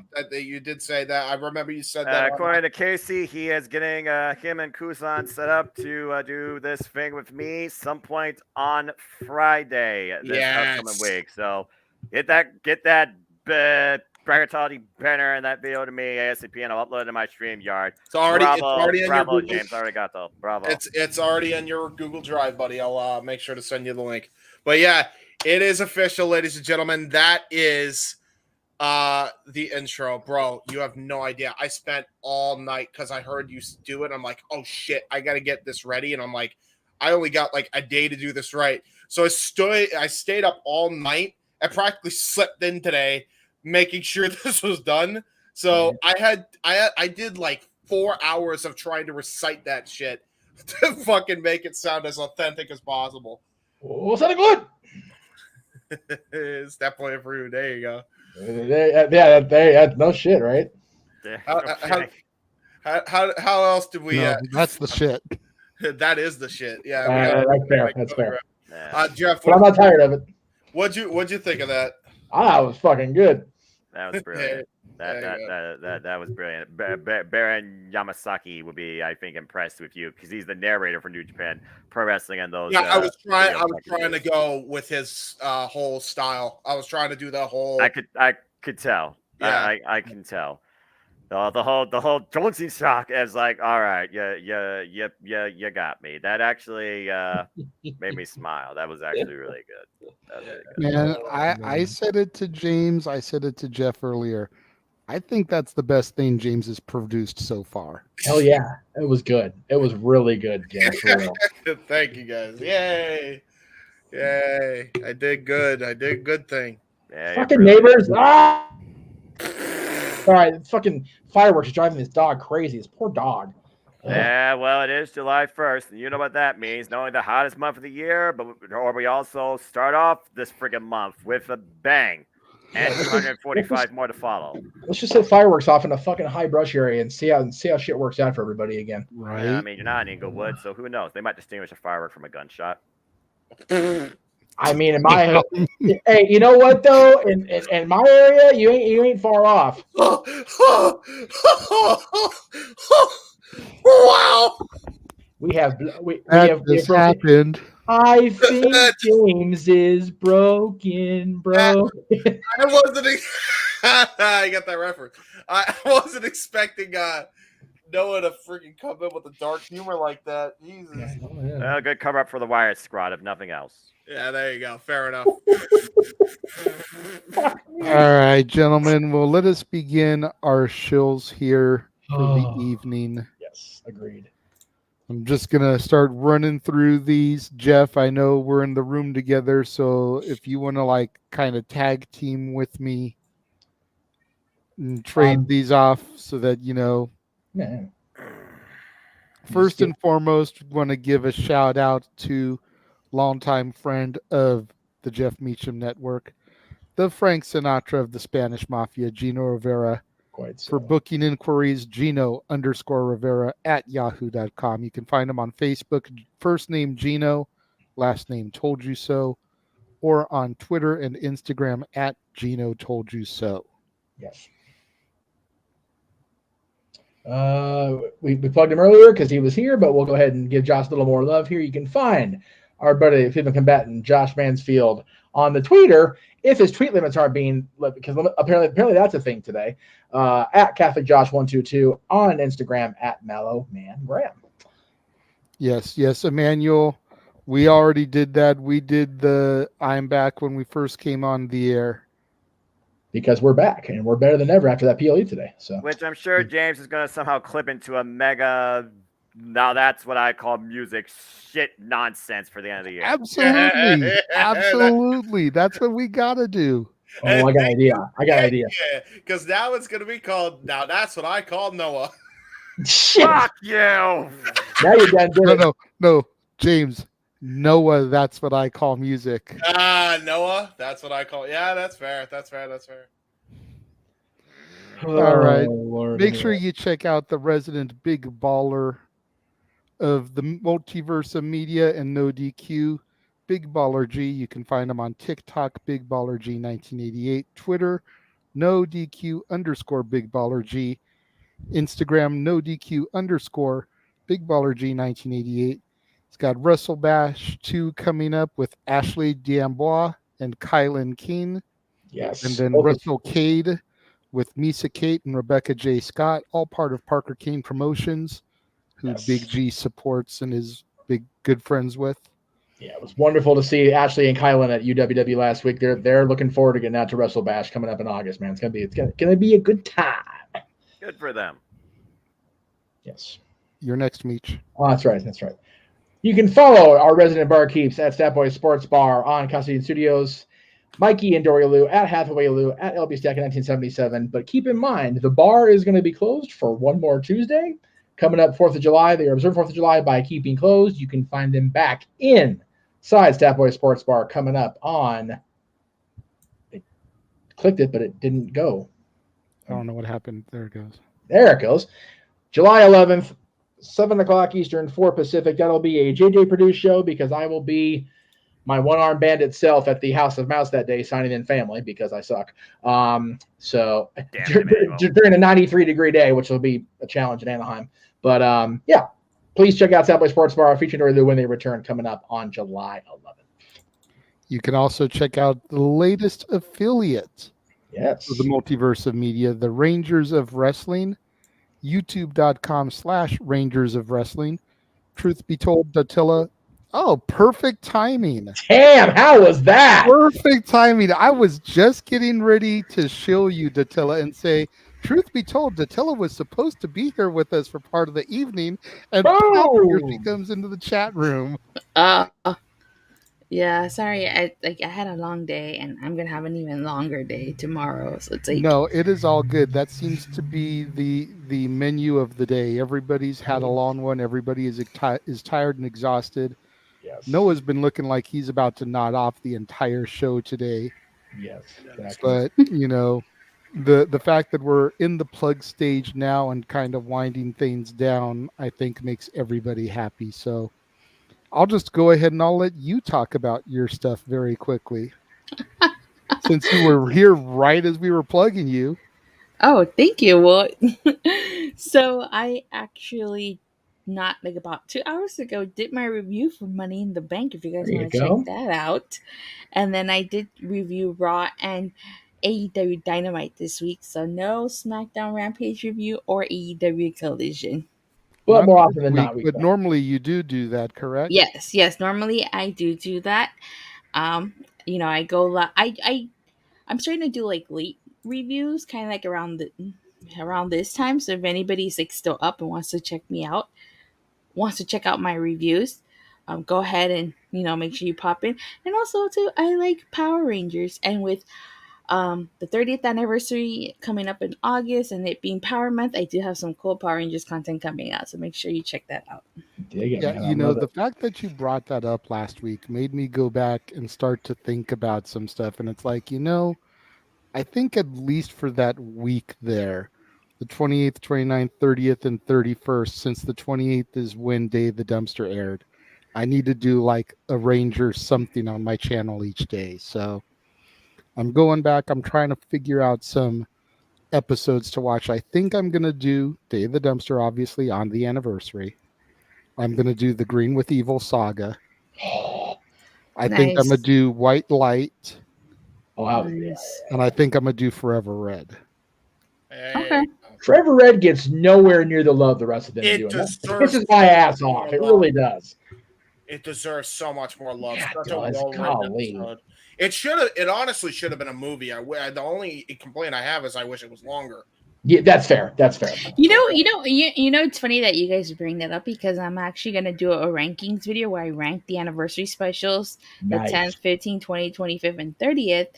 And because of that, I actually just finished rewatching all of the anniversary specials, and I do have some stuff to say. Like, for instance, I think one of the biggest problems that a lot of the anniversary special stuff from is the fact that they were each only 30 minutes. Yeah. And they moved really, really quick. The only two-parter is Once a Ranger. And the thing with Once a Ranger and Once and Always, which is the 30th anniversary, is that because that one's a two-parter and this one's like an hour, you also have the habit of that it moves too slow. It's like we're taking forever to get to what we need to get to, so it's a pro and a con. I feel like a good balance would just be like an hour or at least a two-part special, and everything just moves, flows. Yeah, I always thought that was like a problem, but it was like really egregious, I think, with the Forever Red one, because they tried to put it in like the Wild Force series, and then I always thought it was just bro, that should have been a whole movie. That whole Originally, I think I heard that it was supposed to be an hour, or it was supposed to be 2 parts, but stuff happened. So Yeah. Like it definitely suffered from not being at least a 2-parter. Like the first half should have been assembling all the Rangers, all the Red Rangers. Yes. And then the second part should have been the battle. yeah.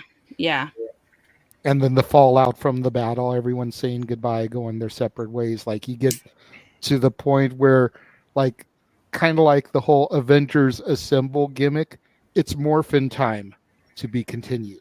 Yeah, and here's Right. yeah, And you I just agree. get that little cliffhanger there until the next episode. It's like, no. And here's another thing. The one thing that I wish they'd explain is how does Jason get his red morpher back? Right? Yeah. Never explained. Instead of Like, Rocky. Yeah. he was destroyed in the freaking explosion, Yeah. and then if the Black Ranger still had his destroyed, but the Red Ranger somehow got his back. Nobody You're forgetting. No, you're forgetting one thing in the Power Transfer Part 2, because in real life, Austin, Walter, and Twee, the late Twee, had already left the series. True. The people that when they transferred their powers, they actually left with the powers intact. It seemed like they just copied the powers. And the reason why that happened was because Austin, Walter, and Twee were no longer in the series, so they couldn't physically hand their power coins over like Kimberly did when she left. True. Very true. There you go. I'd forgotten that. That's a good point. Okay, so they just needed to make a new morpher at that point, then. I guess, yeah. Yeah. Okay, there you go. And yet, Pokemon always says the adventure continues. We got way into the nerd weeds. I'm okay with that. I like. Hey, it's all good. Like That was good shit. I I miss enjoyed that. having people to talk Power Rangers with. Like Absolutely. for real. Like I used to be so into the Rangers. Same. And like I fell out of it. Yeah. And Fell I out of it. stopped having people to talk about it with, to the point where, and now I kind of regret it, I gave a lot of my old Ranger stuff away to one of my good wrestling buddies on the indie scene who was a diehard Ranger fanatic. Like I'm talking my original Morpher. Oh wow. I'm talking my Dragon Dagger. What? Because at that point I was just like whatever about it. Like I figured it was just collecting dust. It was probably going to end up getting thrown out at some point. It's true. You know, especially when you figure everything that went down with the old apartment. That's fair. That's You know, it's like that wouldn't have survived that stuff. Yeah. No. So Especially with I the gave freaking- it to somebody who cared about it as much as I did. There you go. And I kind of regret it now, but it is what it is. He has regrets, ladies and gentlemen. Don't we all? Regrets. Regrets, yeah. Re-rolls back in play. All right. So, yeah. Since she joined us, I do want to get a quick, to steal a phrase from Noah here, a simple take as to what you thought about Money in the Bank. Maybe give people a little bit of a appetizer of what you said on your show to kind of entice people to go and watch your full video on Money in the Bank. You have an appetite for destruction? We get that reference. Ah. You know I do. Guns N' Roses, baby. Yeah. A Shout out to the simple kiddies in take. Tempe, Arizona tonight. Yeah, you know, just brief. You don't have to go down the complete rabbit hole, but just, you know, hit each match briefly, you know, thumbs up, thumbs down, what you thought about it, you know. Okay, so each match briefly. Okay, men's Money in the Bank. I thought it was really fun. I thought it had some cool spots and a botch. It had a big botch in that match. I don't know if you guys Yes. caught. Yeah, the table Did it spot. involve Yes. Logan Paul? I am the table. Face first. It did, goes but it Logan also Paul. involved Ricochet. They were supposed to fall off of the ladder through tables set up at ringside. Yep. They ended up getting caught on the ropes, and Ricochet improvised with the Spanish Fly. Yeah. Damn, you're killed in anyway. Mm-hmm. Damn. All right. So I thought it Well, was look, fun. Do you You think know, the right I person was won? rooting. I was rooting for L.A. Knight. Yeah. Yeah. I was wearing my LA Knight shirt. He was, man. I was proud of you, Jay. I need to buy one. Yes, you do. But I can't complain about Damian Priest winning. He's been putting on main event caliber matches, and better him than Logan Paul. That's fair. But I can't help but to feel that the reason why L.A. Knight didn't win was because I feel like it was him being punished. You guys know Vince McMahon hates wrestlers that get over on their own. So I feel like, That's fair. I mean, other people in the company have been very vocal about LA Knight. Booker T has gone record multiple times saying, you need to pull the trigger on this guy now while the fire's hot. Yep. Yep. Even Booker T can have a smart take. Jesus Christ. Sorry. You're watching her video, aren't you? Wasn't trying. Because I recognize that tune. I heard that intro. Go check out that Tillet's content, folks. There you Right go. I got that intro custom made on Fiverr. Nice. Yeah, I got it custom made. It looks like a great intro by somebody. Thank you. I love that site. I love that site. That's I awesome. wish I could take credit for it, but I can't. Because I had that. I paid for that to get that made. There you go. Money well We spent. used them when we did my friend Jenna's birthday party and turned her place into the Mickey Mouse Club. We actually had Mickey over the PA introduce himself coming into the room. It came off so good. Sounded like Brett to me. Brett Iwan to me. So you know. Mm-hmm. And then for the women's tag match, undisputed tag match, I'm shocked that Shayna Baszler turned on Ronda Rousey. I wasn't expecting that, but it's reasons like that WWE's women's tag team division is non-existent because they keep splitting up tag teams. Oh yeah, that's right. They're a tag team split. I didn't even think about that. I've been saying this, Attila. Thank you for agreeing and saying it. So now it's not just a man saying it, but a woman too. One of us. Well, yeah. But yeah, no, I've been saying that. Like, it can't be this hard with the amount of talent that WWE has on the women's roster to book a fucking decent tag division and actually give the teams names, right? Hi, Impact Wrestling. Yes. Yeah, Impact Wrestling says hello. Exactly. By the way, Jeff, were you quoting the movie Freaks when you said one of us? I don't remember what it's from, but anytime somebody new comes on and agrees with it, it's like, ooh, she's one of us now. One of us. So, yeah. And then what else happened? Oh, the John Cena segment took me by surprise. I don't know what the whole point of the John Cena segment was. And I like John Cena.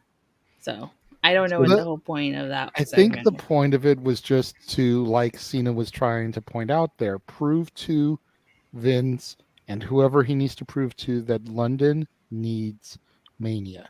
And deserves it. Cena is over in London currently filming a movie, so he just had a day off from production, decided to come over, check it out, be a presence backstage, say hi. Oh, you're here? Let's send you out there, pop the crowd.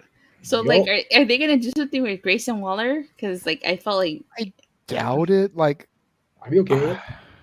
I'd be okay with it, but I feel like it would be Austin Theory 2.0 too quick. You know, doing Theory at Mania and then Grayson at potentially SummerSlam. Why is it too quick to have it be between from Big Four to Big Four, though? That's how they all used to do stuff. I know. I don't know. Like, I feel like Grayson, I've said for a long time, I feel like Grayson Waller and Theory are kind of cut from the same mold. Okay. You mean I feel like, because you can't cut mold. well, you know what I mean. But, that was good. I like her. I like we also said how tired we all are. Attila, Jesus, I'm tired give me too. a little slack I'm tired here, too. but I'm really, really tired. yeah, I can't stay on long. She's able to do a quick wit like the butler from The Nanny or Fresh Prince of Bel-Air. Right. You're brilliant. Niles. I like Niles. Yeah. Hell of an actor too, man. I love Daniel. He's awesome. Yeah. Anyway, continue with your thoughts. The women's Money in the Bank match was also really fun. Really love the finish, and I'm really happy Io Sky won. Yes. Right person. Emmanuel asks if Io is going to be the first one to fail cashing in, and will Bailey cost her? Oh God, I hope not. I don't know. That's a good point. God, I hope not. Please don't. Wouldn't surprise me.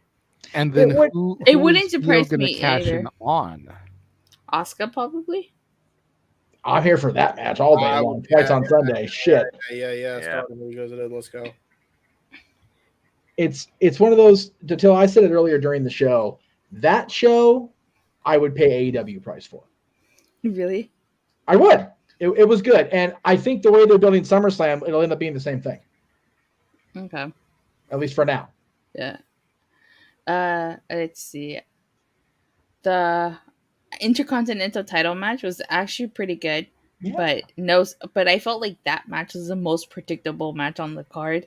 Yes. I don't think any of us expected Riddle to take the title off of Gunter. No. And but Drew McIntyre coming back, I wasn't expecting that. Right. But here's the question though, like with all that rumors about him being unhappy with his creative and him renewing the contract, it seems like Drew McIntyre is going to be Gunter's summer feud. So with what SummerSlam is August 5th, Gunter's set to break the record September 6th with a little over a month to go. Does Gunter drop the title or does he hold on to it? He holds on to He it. holds on. I feel like Gunther losing the title wouldn't happen until Survivor Series. Because by then he'll be well past the record. Yeah, because the honky tonky mark is the end of September. So I thought it was early September. No, that's September 6th. That's when he'll pass. No, he passes. Who did I say? Randy Savage, the week before SummerSlam. Oh, okay. So then honky's not till the end of September. Oh, okay. Yeah, that was a There's JJ like a 40 on the. There's honky like a 40-day difference between Savage and Honky Tonk Man's records. Yep. Okay. And as for the World Heavyweight title, it's no surprise that Rollins won. No. But I wonder who's going to get kicked out of Judgment Day, Finn Balor or Damian Priest. And are they going to do it Evolution style? Right. They got to get the title on one of them, or at least get him in a title match first. Because we had Finn tonight, but it was a very vague interaction, and Priest totally kind of like glazed over it during the press conference. So. Mm-hmm. Mm-hmm. And as for the main event, the Civil War Bloodline stuff, I actually really liked the main event. It was a really fun match. They made the right choice with that main event. Absolutely. I was surprised Jey Uso pinned Roman, but I question if that was the right choice because it's kind of like doesn't it take the mystique away from Roman? Like what's Cody left to do now? He was supposed to be the first guy to pin Roman and take the title off of him. So it's like now that Jay's pinned Roman, there's really no mystique left to Roman because he's been pinned already. Well, but I think it was a great callback because the first person to ever pin Roman in the WWE was Jey Uso. True, I'm not going to deny that, but I'm just saying it's like Roman's been pinned now. There's no reason now. It's like now whoever takes the title off of him, they end his historic title reign, but what does it matter when Roman's already been pinned? That's fair. But that helps Cody win the belt. I was gonna say. Yeah, I feel like it starts the stopwatch now. Yep. We know Roman is vulnerable. We know he can be beaten. Now the question is who's going to beat him. The Empire is crumbling and the blood is bleeding. See, the only story left to tell with the Bloodline is having Solo Sikoa turn on Roman. That's like the last story left to tell. Or Paul. Paul Heyman. Paul Heyman should be the last one. I compared it to Godfather. They're in a boat. Paul Heyman's behind them. Pulls out. He's gonna push him off. Push him off or pull the trigger, whatever works best. I say Paul turns and goes with Solo. Because remember, Paul started with the Bloodline by managing Solo's father. Yeah. In the old Samoan SWAT team days. Showing your age. You know what? I understand this. And I know that the two of us old fucks up here is over the 40s. Okay, I get you. I understand. Damn. I lost my train of thought because I got called old. God damn it. Senior moment. See what happens. Shit. I forget what show I theorized this on. Maybe I may even picked up somebody else. I probably did. But I think Roman comes into the Garden Friday and is just fuming. He flies home. He's pacing the hotel for 5 days and just comes in there. I don't give a shit who I got. I'm gonna smash somebody tonight. Wrestling has more than one royal family, and he's like, and Cody's like, anybody? And Roman's like, all right, yeah, I'll beat your ass tonight too. And that's how we get it. That would be great. That's how the story finishes in New York City, right there. For JJ's sake, he better hope so. Because otherwise, I've got to believe in Joe Hendry. That's right. He has to believe in Joe Hendry. I still can't believe you don't believe in 252 pounds of pure motivation. The answer to all our life's problems. He is the digital media champion for a reason. All right. Yeah. He needs Moose tonight, damn it. The way Datilla sells it, is like a Jehovah's Witness. I don't believe you don't believe in him. 252 pounds of pure motivation. The answer to all our questions. All our life's problems. All our life's problems. Whatever. And life's. It's the way she does it. It's just like, I can't. How do you not? Like, what this? It's just an innocent demeanor, like you should believe in Joe Hendry. That's right. The other person you should believe in the one match you glazed over. No, I was gonna get to it. I realized I did. I was gonna get to I was gonna say, but what about Dom Dom? Dominic and Cody. Dom Dom and Mommy. So, first off, if this feud would have been longer, I'm not gonna lie to you. If this feud would have been longer, I would not have been surprised if they included Brandy Rhodes in this somehow. Yeah, that would have been interesting. Definitely would have been interesting. Yeah, I was kind of thinking they were gonna do a mixed tag match instead, but I feel like it would be a rinse or repeat of Edge and Beth Phoenix. That's fair. But you know what though? If Cody doesn't end up winning the championship after Jay has to believe in Joe Hendry, maybe we'll see that mixed tag at SummerSlam. I'm not trying to wish Brandy Rhodes in the WWE universe, but you know, sounds like you are. I'm doing it on purpose. But you know, I'm not gonna lie to you. I kind of thought Brock Lesnar was gonna show up and cost Cody Rhodes this match. Well, that was the working theory because it was touted as the main event. So yeah. SmackDown said that was gonna be the main event. So it was they did the whole triple main event booking marketing nonsense. They were very quick to correct themselves this morning in social media posts because they realized how bad they had Michael Cole faux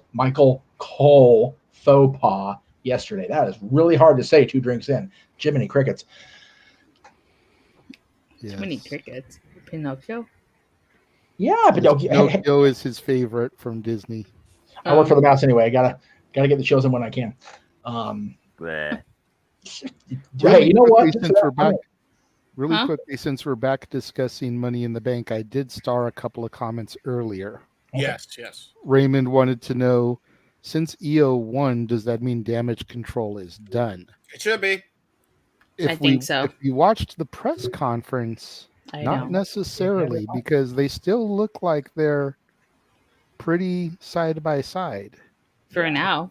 Yeah, for now. You know, it seems like as of this moment, Bailey's like, well, you know, I would have done the same shit to win, so I can't be mad at you. Right. And you know what, though? You could definitely feel the tension there a couple of points during that portion of the press conference where it's like, one more wrong thing happens and Io's going to go straight up freaking batshit crazy on Bailey. I love that she opened the briefcase, though, and saw that there was a Money in the Bank winner shirt inside there. Like, I always wondered what was inside the briefcase legitimately. That's so funny. And to see that there was a Money in the Bank winner T-shirt was like, that's kind of cool. That was cool. The contract, the first one, the actual first briefcase that Edge had, wasn't it like an actual contract? Supposedly. I don't know. Yeah, they never really opened any of them on the air until later on, and by then they already had that little contract freaking template made up that they just kept printing out every year. You know what I miss? I miss the custom Money in the Bank's design. Yeah, I agree.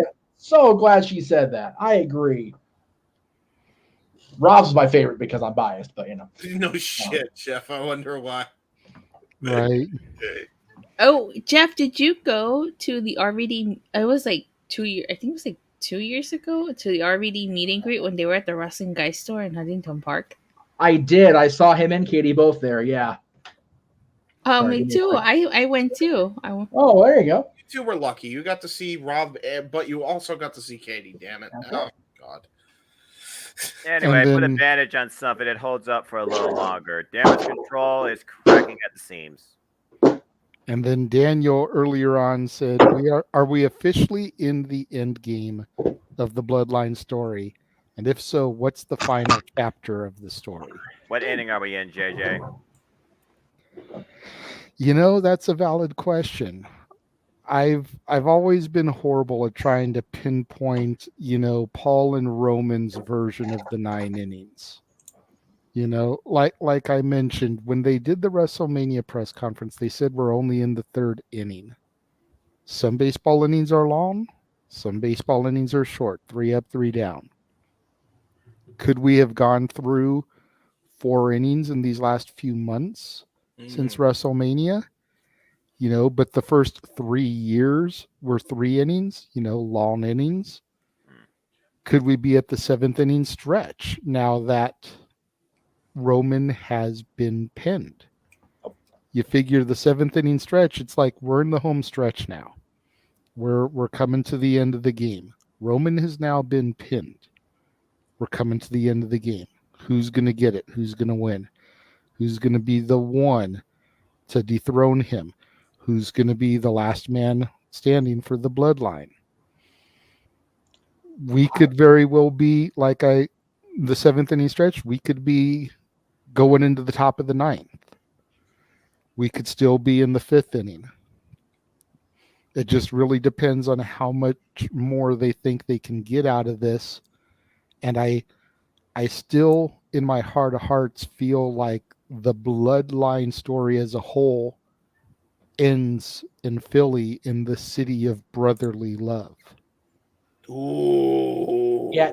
You know what, Jay? I think which, and I didn't mean to step on you, Jeff, but like I said in Simply Predicting yesterday, was the home of whose very first WrestleMania main event? Smell The what he's most cooking. electrifying man in all of Hollywood. Yup. Dwayne Johnson. That's it. So I agree with Real Wyatt that it needs to be Cody to dethrone Roman. Yes. But that doesn't need to be where the bloodline story ends. No, not at all. I think that as of now, if we're gonna keep using the baseball analogy, the opposing team is down in runs. We're in the 7th inning stretch. The Garden will be when the opposing team gets that go-ahead home run, with Cody taking the title off of Roman. Unfortunately, that means the next inning and a half, 2 innings, is going to take us from Friday night all the way through WrestleMania, which I'm not opposed to that story going that much longer, because that's fine if we get a decent blow-off in Philadelphia. Yeah, you figure we'll have Survivor Series in the mix of all that? SummerSlam. Possibly another War Games. Yeah. Possibly build to the Fatal 4-Way at Survivor Series. Yep. Because the rumor now is we're going to get Jay Roman at SummerSlam. Yes. So then we can get Roman versus Jimmy maybe at Payback. They never By October, we can get Roman versus Solo. And at Survivor Series, we can get the Fatal 4-Way. True. Yeah. And if Roman has lost the belt by then you move to the Rumble, where all 4 of them can be in the Rumble match, trying to get the shot at the title. Yep. And think about this, Jay. You mentioned that Philadelphia was the site of The Rock's first WrestleMania main event. What event did The Rock debut in? Survivor Series. So if we have the Anawahis and the Fatal 4-Way showdown, who's to say The Rock doesn't come out and go, okay, this is fine and all, but Well, he didn't come out with WrestleMania, and WrestleMania went Hollywood. I know. No, and I honestly, and I said this then, and I'll say it now, I think we had that so built up in our brains and in our hearts that when it didn't happen, it's like, motherfucker. But piggyback off that point, Jeff, where did that Survivor Series take place? In the Garden, which is where they're going to be. Again, so many things tie into, at least because of the theories you have been spinning in the last 3 months, for being honest, you've got us all thinking, which is fine. I love that. But does Roman lose at WrestleMania 40? Because I heard that he's probably won't lose the title till he passes Hulk Hogan, which it won't be till like September of next year. So I truthfully don't believe he needs to pass Hogan. No. And I'm not saying that as a Hulkamaniac. I'm saying that as another year. Oh my God, are you kidding me? Another year? No. Yeah, because he's already top 5. Yeah. You know, as I pointed out on commentary, if you're gonna do a Mount Rushmore, you know, you can argue all the other greats all you want, the Michaels, the Harts, the Takers, the Rocks, the Austins, Sammartino, Backlund, Hogan, Roman. Yeah. But here's the thing, like, we as fans don't think he needs to pass Hulk Hogan.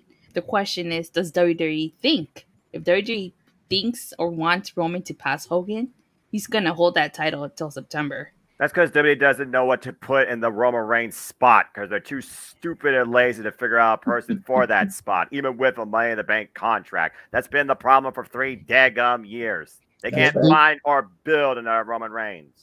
They've booked themselves into a corner is the problem. Because he's defeated virtually everybody, so who do you have beat him? Besides his own blood at this point. Or Cody Rhodes. Yeah. Or some huge signing that comes in, you know, the War of 2024, MJF would be a possibility because nobody would be expecting it. But then people would be like, he held the belt until Max got here? That was your long-term plan? Really? Execution. MJF? Execution, JJ. Execution. You know, it would be a shock moment, but people would be scratching their heads. In my honest opinion, Roman should lose that title at WrestleMania 40. You can't go past WrestleMania 40, but I don't know what WWE has up their sleeve. This year. Yeah. My whole thing is, as much as a lot of fans, I'm not one of them because I happen to like Hulk, but as much as the grand populace of wrestling fans tend to shit on Hulk Hogan these days, and Lord knows a lot of times he's earned it, I still think that as high a regard as the old man held Bruno Sammartino, Vince, and even Hunter now holds Hogan in that regard, because without Hogan, the company wouldn't be around today. We wouldn't be around today to have a IWC to talk about this stuff if it wasn't for Hulk Hogan being there in '84. So I don't think that they're looking to have Hogan surpassed lengthwise on this reign. Is Roman regarded in a better light these days than Hogan is looking back retrospectively? Absolutely. But even Roman will tell you he was a Hulkamaniac. At WrestleMania 9, probably not. But when he was a kid, absolutely. James. As much as I love the conversation and I would like to keep it going, this boy is very, very, very tired. Yeah, I mean, that's... Plug it. Keep going, but start Super Champ, people, or we are going to disconnect with you shortly. Yes. And Fair Chelsea, she has a lot of time tonight anyway, so we need to make sure we get people where they need to go. Yes. What? What? You were saying earlier you didn't have a lot of time tonight, so we didn't want to make you feel like you had to rush. So. Oh yeah, no, I'm tired too. That's why I'm just trying to get. I'm gonna bounce in a bit too because I'm tired. Yeah, I really think that Friday's SmackDown will be a lot more clarity coming across and where we're going after that. Yeah, agreed. Because people either think Cody's going to be the one on Friday, or they think that the two of us are out of our goddamn minds. Sure. One or the other. Yep. So we'll see. And if you didn't know already, you can check out our watch-along coverage. Yes, there you go, baby. Friday night. The shills. Yes, back to the shills. Fuck commercial. That's what we do. We're DX. We don't talk about wrestling or anything. We are salesmen, damn it. And since Attila's here, in case she does need a bounce early, I do want to throw out that she did promote her latest recap on the. Why the hell is I literally clicked on this one, and the fucking computer clicked on that one instead. I mean, not that I have a problem looking at Natty again. Well, no, never agreed. But damn it, I'm trying to plug our new affiliate here, and fucking computer's messing around. That was the tweet. Please go to her YouTube at Rangers Wrestling and check out that recap, as well as her recap of Dynamite and Raw this week. And she'll be more often than not. We will have recaps of, if I can find that graphic, where the hell ever I put that. And she had an unboxing go up this week. She did. That's true. So yes, that's the recaps more often than not for our new friend Attila over at Rangers of Wrestling on the YouTube. Good deal. Thanks for the plug, you guys. Yeah, of course. No problem. No problem. That's what we do around here. We're salesmen, damn it. We're not salesman. podcast hosts. We're salesmen. You're salesman. I guess. In the words of Ric Flair impersonating Roddy Piper, gotta draw money, they'll be back next week. Yeah, we will. That's fair. Oh, that's funny. Yeah. But yeah, well, did anybody watch Collision?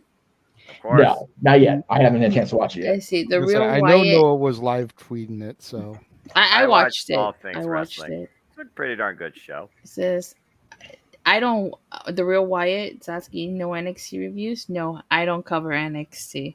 No. We are talking about, and it's very I don't talk preliminary about it. No, I know. What I was saying was very preliminary discussion about somebody doing NXT recaps. Very preliminary at best right now. So Because this NXT. is my NXT. That's right. Noah would give me his line, but he's just too tired right now, so I don't even blame him.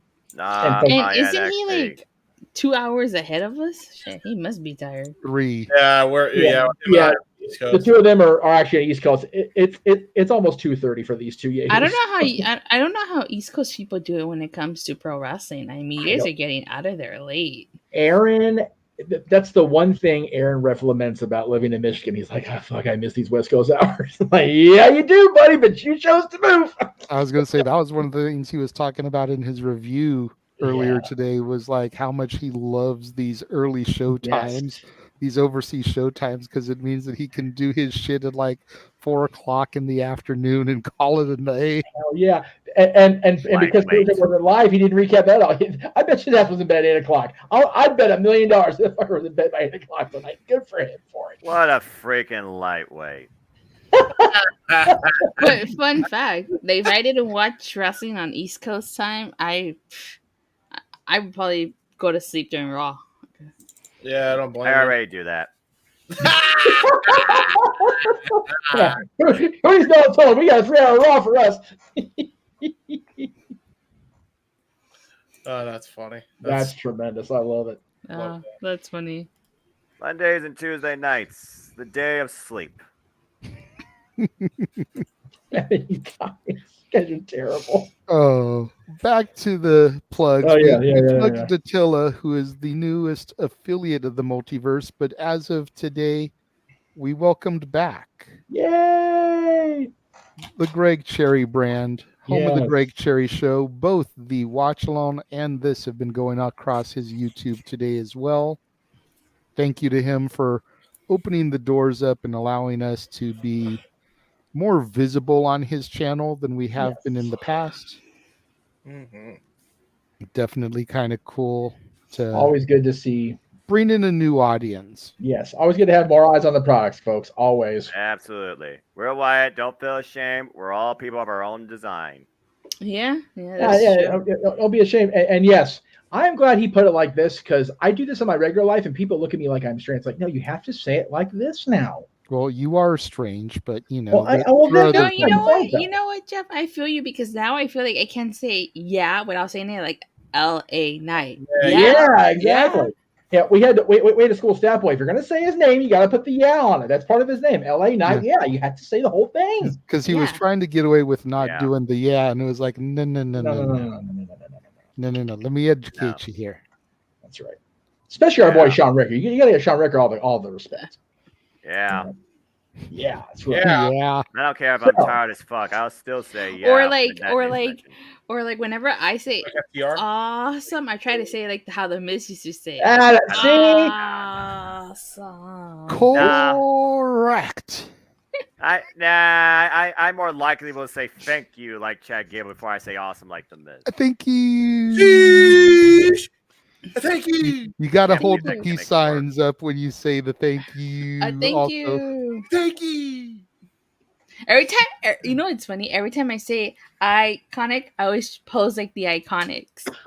My friend, I officially deem you worthy in my eyes. Thank you. One of us. One of us. Iconics, the best women's tag team in WWE history. Bite me if you think otherwise. That's right. Another question for Datilla here in the comments. I'm pretty excited, actually. I'm really excited for Cosmic Fury. It's gonna be a very original season. They're not. I don't think they're using any Sentai footage for that season. I think it's gonna be all original footage. I love I'm really excited. Rumor has it that this season is the big finale, and Power Rangers as we know it is coming to an end. But we'll see. As long as they can make money off the IP and recreate a red, yellow. That's Blu-ray, what I hear too. You I know hear that too. You know they're not going to stop that nonsense. Just like Pokemon will never die. Yeah, I feel Even if like Ash is a Pokemon master, whatever the hell the This may Japanese be version of the show controversial. says. Oh, even though Pokemon's still going on, Ash is no longer in the show. Yeah, that's true. Right, I knew that. So who they book now, Nicole? I don't know, but I actually Got 15 different damn inaugurations of Yu-Gi-Oh! For Pete's sake. Yeah, well, hey, Yu-Gi-Oh's great. Shush. No, but- you shush. I only saw Yu-Gi-Oh! the- Just stopped after I the only saw original. the first You're series right. of Yu-Gi-Oh. Yeah. Wait, what? You never finished the original series? I said I only saw the first series. I only saw up into Awakening the Dragons. After Awakening the Dragons, I fell off of Yu-Gi-Oh. That's Yeah, fair. I Some agree things with you. run their I course agree with way too damn long, especially in the world of entertainment. Dude, GX was a freaking nightmare to get through, and then 5Ds was like a little better, but then you saw the actual tournament rules, and then you're like, and I'm done. And I'm out. Peace. Yeah. Just give me the blue eyes white dragon. I'm good. Give me the Red Eyes Black Dragon. Red Eyes Black Dragon versus Blue Eyes White Dragon. Who wins? Hey, Give Joey me versus Slifer Kaiba. the Sky Dragon. Hey, fans. That's an Egyptian god card, to be fair. What the I'm hell is happening a here? Wayne Dragon of Raw guy, bro. All right. Nobody enough likes Olive as a tormentor here. Noah's like, what the hell's going I'd on? rather see Winged Dragon of Raw. But before we go down NerdCon for free, can we continue with the shows and get everybody to sleep? Yeah, that's. Oh yeah. I'm trying to go to bed. Same. Feel free to bounce out if you need to, Datilla. It's all good. Okay. Okay. I was just reading that comment. Casey said that. What the hell did Daniel say? Yu-Gi-Oh! Will never die except for the creator. I will try my best to watch Yu-Gi-Oh! Go Rush. The fuck it's called now? Yu-Gi-Oh! Go Rush? My God, no! What is? No, I NXT Go Rush with Yu-Gi-Oh. I don't feel even bad want for to you. know what the hell that is. I feel bad for you, dude. Well, you can always find me on the socials at the Renegade JJ Williams, on Twitter at ROWJJ Williams, and on YouTube at the Casa D18 Studios. For the number of you guys that are watching now and have been watching all day, we definitely thank you guys for your continued support. Make sure you go and you check out the dads, Not Always on Wrestling, from this past week, as Jeff and I went through the top 10 NWA World Tag Team Champions of all time. We were in and out in under an hour and a half, folks. Hell yeah, baby. We got our shit in. Brian Cage style. That's right. And then make sure you guys be on the lookout in July as Jeff and I discuss the top 10 solo Beatles songs for our non-wrestling topic, and then the top 10 ECW Heatwave matches for our wrestling topic in July. Yes. As stated earlier, the members only section of the Casa D18 Studios channel officially went live today, where you can find all my episodes of Renegade Wrestling reviews. First one to go up was my review of Capital Punishment. It was what it was. You want to hear what I thought about it? $5 to subscribe, and you get all the content. That's right. In addition to that, this month you'll get Noah's NXT, the black and gold NXT. Everybody's NXT, I think, in this room except for mine. Maybe to tell us too, because she admits that she doesn't really watch NXT. Yeah. But everybody else's. So I'm going to be discussing From Secret to Sensation, NXT's Greatest Matches Volume 1, Best of NXT 2017, and Best of NXT TakeOver 2018. And then, what is this one that got thrown in here? Ah, yes. Jeff? Yes. So, Talk Wrestling is going to be a little bit different this week, this month, as far as layout and format, because on the 11th, I will be at Disneyland with family. So I will not be able to do the show live or even, pre-tape, because I don't like doing Talk Wrestling pre-tape. So you can check out the show on No DQ and across the multiverse on Independence Day. I'll be home July 18th, which will be the show's 16th anniversary, by the way. And the 25th of July, and then Thursday, July 13th, that week, we will be on Thursday instead of Tuesday. But they'll all be at 10:05 Eastern on Tuesdays after NXT, Thursdays after Impact, I should say. And I botched that graphic, but that's okay. 10:05 Eastern every single time it's on during the week. It'll be on those days this month. Just kind of happens because I don't like having to split it up. If like a No DQ's got a prediction show or whatever on a Tuesday, I'll do it on a Thursday. But this month is different because it's on my turns. So, because Disneyland calls for the family 2 days in a row because I'm clearly a crazy person. I have two last questions before I get ready to go because I'm tired. First, what does ROW stand for, JJ? Renegade of Wrestling. So Rangers of Wrestling. Yeah. So Yeah. you're a Ranger of Wrestling. He's a Renegade of Wrestling. That means if you guys got together and did a review show, that means you're ROW squared. Yeah, or ROW to the second power. And then if they have internet trouble, they be the rows instead of the re-rows. No. We'll be And row.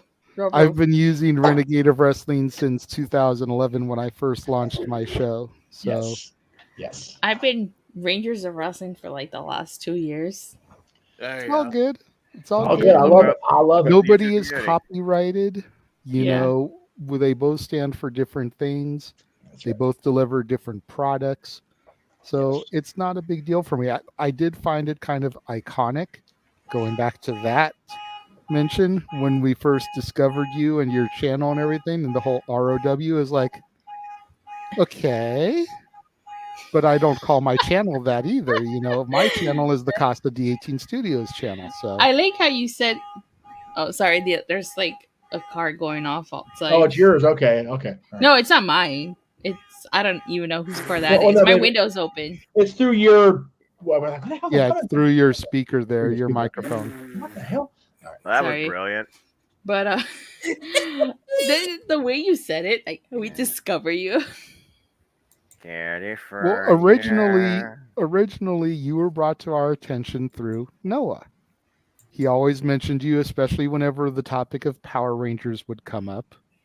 Yes. And then we got to meet you at Dynamite at the forum. And then it's just kind of been a continual thing, Yeah. Yeah. That's fun.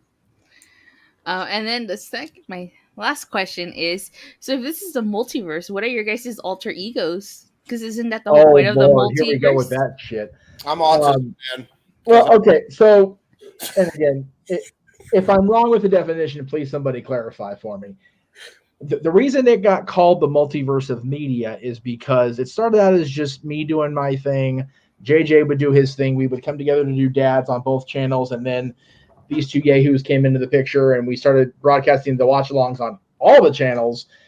I forget who actually said multiverse of media first, so forgive me.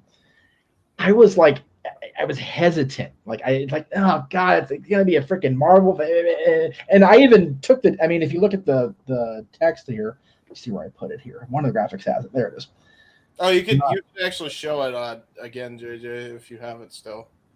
Well, no, I don't think I forget which one it's on. I think it's on this one for sure. Yeah, there we go. There's the graphics. The multiverse of media text is where'd it go? No, not that one. That was actually the Star Trek text, believe it or not. There it is. Hey. Yeah, there you go. The Multiverse of Media font is actually the Multiverse of Madness font they use for Doctor Strange. So I figured, okay, you know what? I'm gonna embrace it. Whatever, it is what it is. But it just seemed to make sense because my channel is primarily wrestling, as it always has been. But JJ is primarily movie reviews. James is wrestling based, but also a ton of gaming coverage and things like that. Yours, now you're part of Multiverse, is very much Power Rangers as much as it's wrestling. Mikey Statboy is on JJ's channel. He's a sports bar, a sports talk show. Greg being bad. Greg's show is just fucking, let's just see what sticks on the wall today when we throw it at it. Jesus. It's a witch's brew. It's a witch's, yeah, very much a witch's brew. So I figured, okay, Multiverse of Media actually makes sense. Yeah. Okay. Now that you explain it like that, okay, totally. Yes, I was just thinking like alter egos and stuff. No. That. I mean, we do have nicknames. I'm the Renegade of Wrestling. He's the West Coast Professor. Yes. James is the Heb Man. Noah's the Simple Man. And when he does commentary, the Simple Man with the spectacular voice. Yes. Mikey is Stat Boy. Josh is the Cleveland Combatant or the Meltzer of the Multiverse. The other Jeff is Big Baller G. That's his nickname. So everybody kind of has their own little nicknames to your point. So am I going to get a nickname? Well, possibly. Create your own, or would probably give you some suggestions. Yeah. I think everybody came up with their own except mine, and mine was kind of like my own, but it evolved from somebody else calling me something else with Professor Rennet back in 21 years ago. Okay, let me go get my Ovaltine and my cookie. I'll be right back. Jesus. When we interviewed Mike today and he was hearing all of my knowledge pouring out of me about different stats, he, being the professor, Mike today, on WCW all those years, said, you could be Professor Junior. And Aaron just latched onto that like a freaking baby to a T, like, oh yeah, nickname for Jeff. And it's like, yeah, but he's based in, first of all, Junior makes it sound like a freaking kid, but he was based in TNA. So he was broadcasting in Tennessee or later in Florida. He was the East Coast professor now because he was living in Vegas, but working in the East. So I'm the West Coast professor. That's cool. Yeah, it was cool. I enjoyed it. Okay. So, and as far as like who came up with the Multiverse of Media, I think it was me. Yeah. Because being the movie guy more, Multiverse of Madness was coming out right at that time. And it was like, we're all these different channels, but we all come together under one banner, the Jeff Meacham Network. Right. It's like, so we're just like this whole little multiverse of media. Yeah. Cool. And the Jeff Meacham Network logo attached to the Multiverse of Media logo is actually on this font. We can go and throw that back. I can throw that back up now. That font. Your logo reminds me of Back to the Future. That's exactly what it is. That is exactly what it is. Greg Cherry designed that for me. It literally is the Back to the Future font with the arrows and everything, but it's just my words instead of the Back to the Future words. That's exactly what it's supposed to be. Very good eye. And of course, the other logo I have, which is definitely on this graphic with all of our plugs, is based on the LA Kings old logo, which I'm a Kings fan for life. I talked about it in the forum when we saw it. It's like I used to live in that damn building practically. So actually, I had never been to the forum. Oh, that's the first time at the forum ever? Prior to that, I've never been to the forum. I had no reason to go to the forum. I'm not really. Well, you got to remember, you're younger than at least the two of us. It is a concert hall / able to be used for wrestling now, but when it was built by the owner of the LA Kings hockey, and then the Lakers, much like it did with Staples Center later. You freaking bums that pay us rent. We don't talk about the Staples Center name change. Okay. We're definitely keeping her down. I agree. We're keeping her down for that comment. Yep. She's here for life after that shit. Absolutely. Even I understand that. Yeah, but what's so great about the forum thing, they had the sponsor names on it, and that's great. It was always a fabulous forum to me. No, I haven't never seen a show there because they didn't do TV there for years and years until AW. He calls it the fabulous forum just because he heard me say it, and it's like, yes, keep doing that. Because it's not the Kia forum. I don't give a shit if you can park a Kia there. Good for you. It's not the freaking forum presented by Chase. What's that? To me, it's the Inglewood forum. Well, right, because the city is actually Inglewood, but we always, as Kings fans and Mr. Cook, who used to the original owner of the Kings, always called it the Fabulous Forum because they had the Forum in Montreal and they had the Forum, one other city around the world, but ours was the Fabulous Forum. Mm. That's cool. Oh, and Jeff, for the record, I'm mostly a wrestling channel that does Power Rangers. Okay, that's not the other way. Well, there you go. Okay, well then I appreciate that. I did see that question, but it kind of went away before I could actually process it. It's probably for the best. We don't want to be here for another hour. Yeah, we're already going too long. Yeah, all right. Well, I'm gonna go ahead and jump off because I am tired and I have a long day ahead of me tomorrow. Yes, so no problem. Sorry I couldn't stay on long. And No, sorry you for coming won't. on Let you late. die. Yeah, always a pleasure, Datilla. Get some sleep. See you next time. All right, I'll see you guys. What, next Saturday? Yes, If you want. Every Saturday, 8 o'clock. Yep. Every Saturday? Okay. Every Saturday, hour after Collision. Yep. After Collision? Okay. Yeah. I'll see if I can make it every Saturday. Love it. Okay. All right. See you then. Bye. Bye. Good And night, there everybody. she goes, morphing night. down. Up.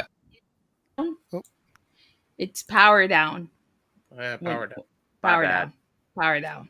Bye. Bye. I haven't watched Power Rangers in Bye. years. Bye. I'll piss her off. She'll come back and kick your ass. No. You're trying to go to bed and shit. All right. Getting back to the shills, Jeff, you saw because I threw it up there earlier. I did reload this. That way, everybody that isn't already following me I on love that socials still exists because that is Can- the freaking. I think it's a Star Trek V Final Frontier, which the only good thing about that damn movie is the font because God, that movie's a piece of shit. But Yep. No idea. yeah, but of course I use Doc Brown's quote because at the time I was trying to get people to follow and subscribe. So our future is whatever you at home make it. So please follow, subscribe. Facebook, Jeff Meacham Network, Twitter and Instagram at _Jeff Meacham. YouTube, of course, is just Jeff Meacham. JeffMeachamNetwork.com doesn't exist anymore. I didn't re-up the Google payment, but Linktree, Jeff Meacham is still me, so you can use that link if you want to. As far as the Boss Man, since he was doing his thing earlier today, the Nerdy Q review will be back in its normal time slot tomorrow night, 8 o'clock Eastern, 5 Pacific, with Virtue, Aaron, and whoever he's got. It not supposed to be me, but since I'm off before definitely at Disney, it may be me after all. It's definitely not going to be me. I have familial obligations tomorrow. You got familial plus then some, dude. You got a packed house over there. God bless you. And then Collision's a sometimes thing for Aaron because it's sometimes taped. And even though SmackDown was taped this week, he still covered it because it's WWE. You can catch Aaron's recaps of Raw, Dynamite, and SmackDown on the appropriate days at the appropriate times over at NoDQ.com on YouTube and on Twitter. I believe he does them on Facebook too nowadays. And then we go into the upcoming special events. Yes. Open mic game night, where we will be doing the Pyramid. Dick Clark. Now, we do need a participant for this because we discovered that both Emmanuel and Arlene have prior familial commitments that day. Yes. So we need somebody that is willing to compete against my daughter in a version of the Pyramid. I have volunteered. I hope it's okay with the two sometimes hosts, but I would like to take the hosting duties for this one because I don't think it would be fair for me to be partnered up with my daughter. Agreed. I feel like too many people would find that to be collusion.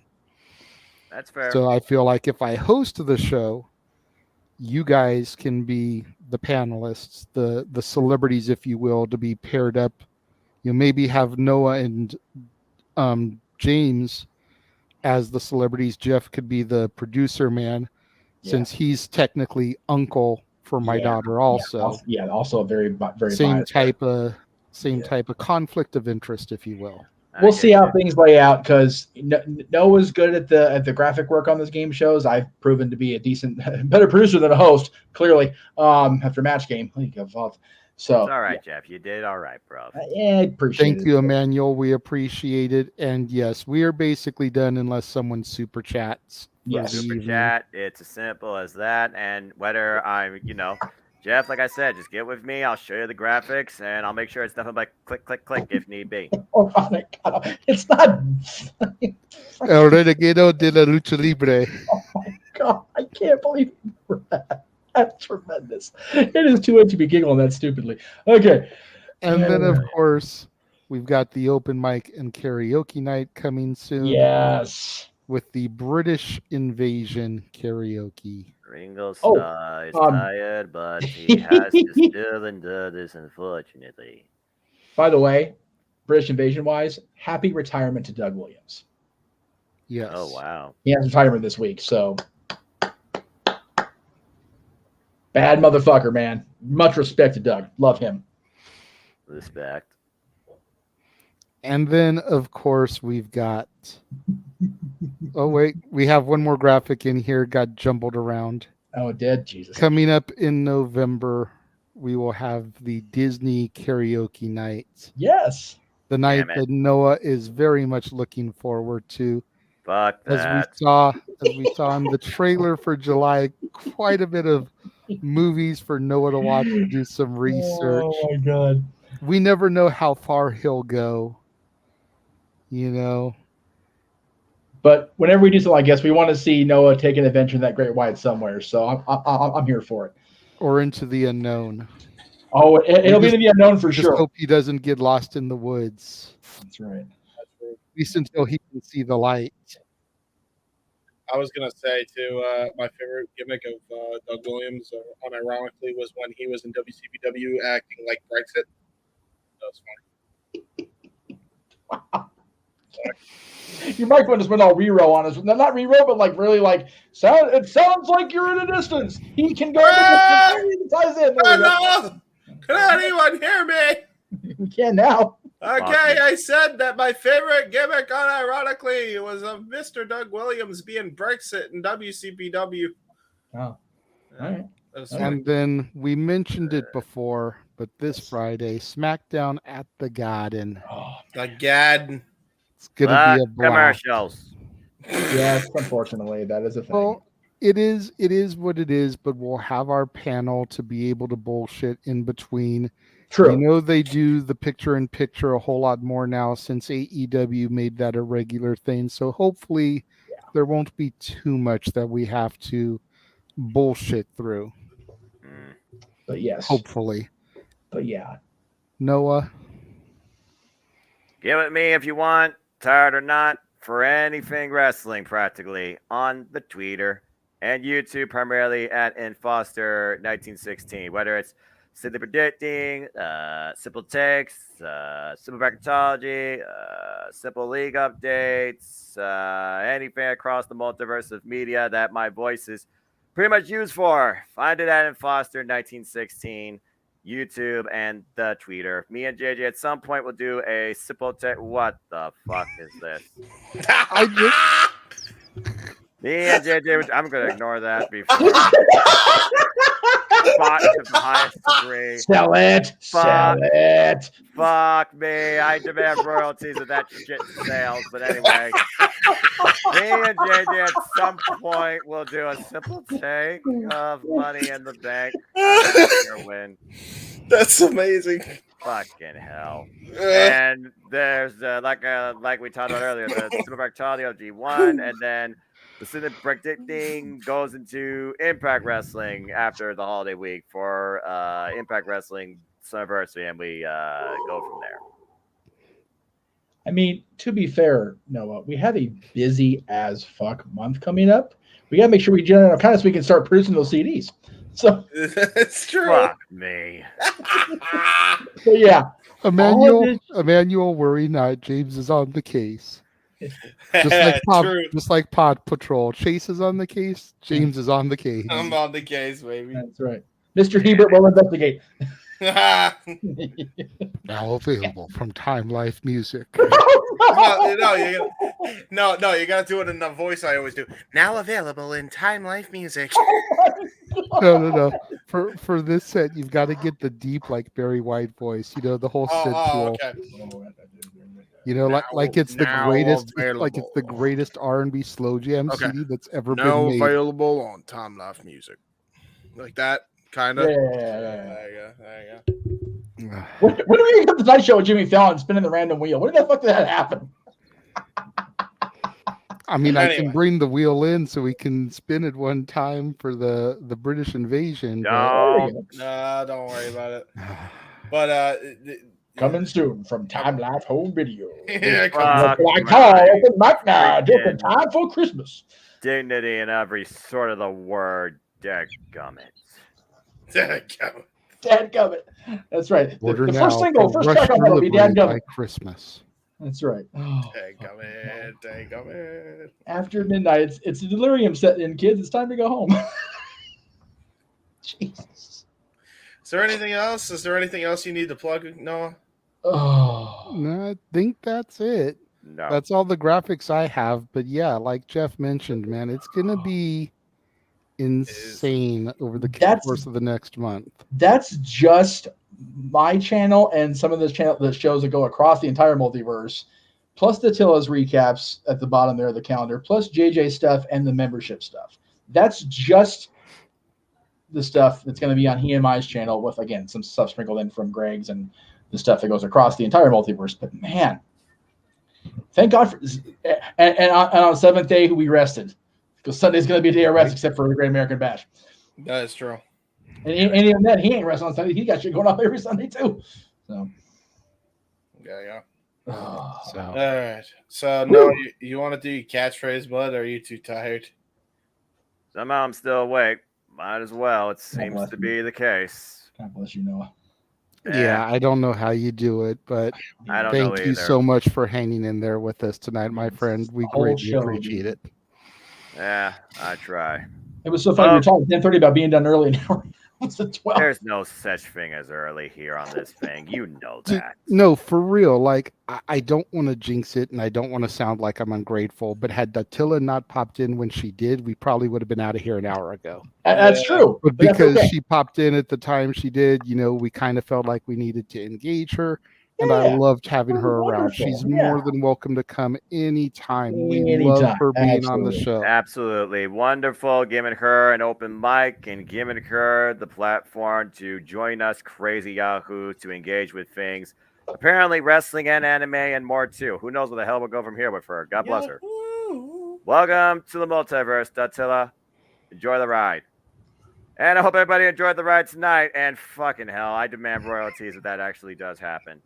But if people do want to know more about me, besides the fact that apparently I'm sold for dignity to sing any damn thing, it seems, anymore in this day and age, not before. Damn you three. Know this, for I am just a simple man and a lifelong fan. Fucking hell. Lifelong. Blah. Blah. Blah. Self upside the face. God, fucking hell, I'm tired. Lifelong fan of, let me get this right, professional wrestling. Damn it! I'm gonna collapse from exhaustion, but I digress. And we're always trying to remind you all, whether you're here live or on demand, that there are no winners, there are no losers, there are no betters, just fans with opinions for this passion we all share in any fatigue. So again, folks, support one another, respect each other, protect your mentality, two, treasure your families, and just enjoy life and enjoy professional wrestling. Happy Canada Day, happy 4th of July, happy whatever the hell day you want to call July 2nd and on. It's as simple as that. Get me the fuck out of here. Happy Bret Hart birthday! Since it's almost 12 o'clock. Yeah. There we go. I didn't even know that. Dadgummit. Did we run the new signature at all tonight during this show? Yeah. Okay. It ran before. Okay. During the intro. I missed trying to get the thing ready, because I would say if we did, we can close with that. 'Cause that's a hell of a new signature. I know real Wyatt. Somewhere Gino Glenn is rolling over laughing because he doesn't have a cheap sign in the background that falls while he's speaking. That is true.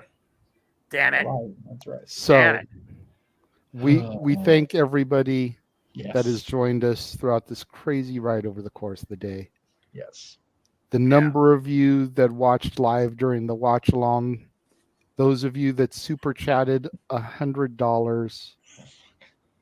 Damn it. Can't believe that we got that much in just a simple watch along. Yeah, it wasn't even like a the special. 10 of you that are still watching now, thank you. Spread out amongst multiple channels. Yes.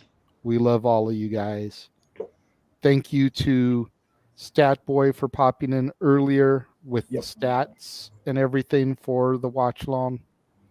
Thank you to Josh Mansfield for being here for the first part of the show. Thank you to Datilla for joining this island of misfit toys that we are. Oh, shit. And being willing to be the lone female in the sea of testosterone. Yeah. You've got a long ride ahead of you, sweetheart. But we appreciate the fact that you're willing to ride this out with us. We've only just begun. For the simple man with the spectacular voice. For the Heb Man, James Hebert. For the man, the myth, the legend, the man whose name is usually on the marquee, but the marquee was taken down for the shameless plugs. The West Coast Professor, Jeff motherfucking Meacham. I am your host and moderator for the evening. As always, the Renegade of Wrestling, JJ Williams. Thank you all for joining us and tuning in, and we will see you guys next week across the Jeff Meacham Network, Multiverse of Media. Have a good night, folks. Bye-bye, everybody. Please sleep. Someone should.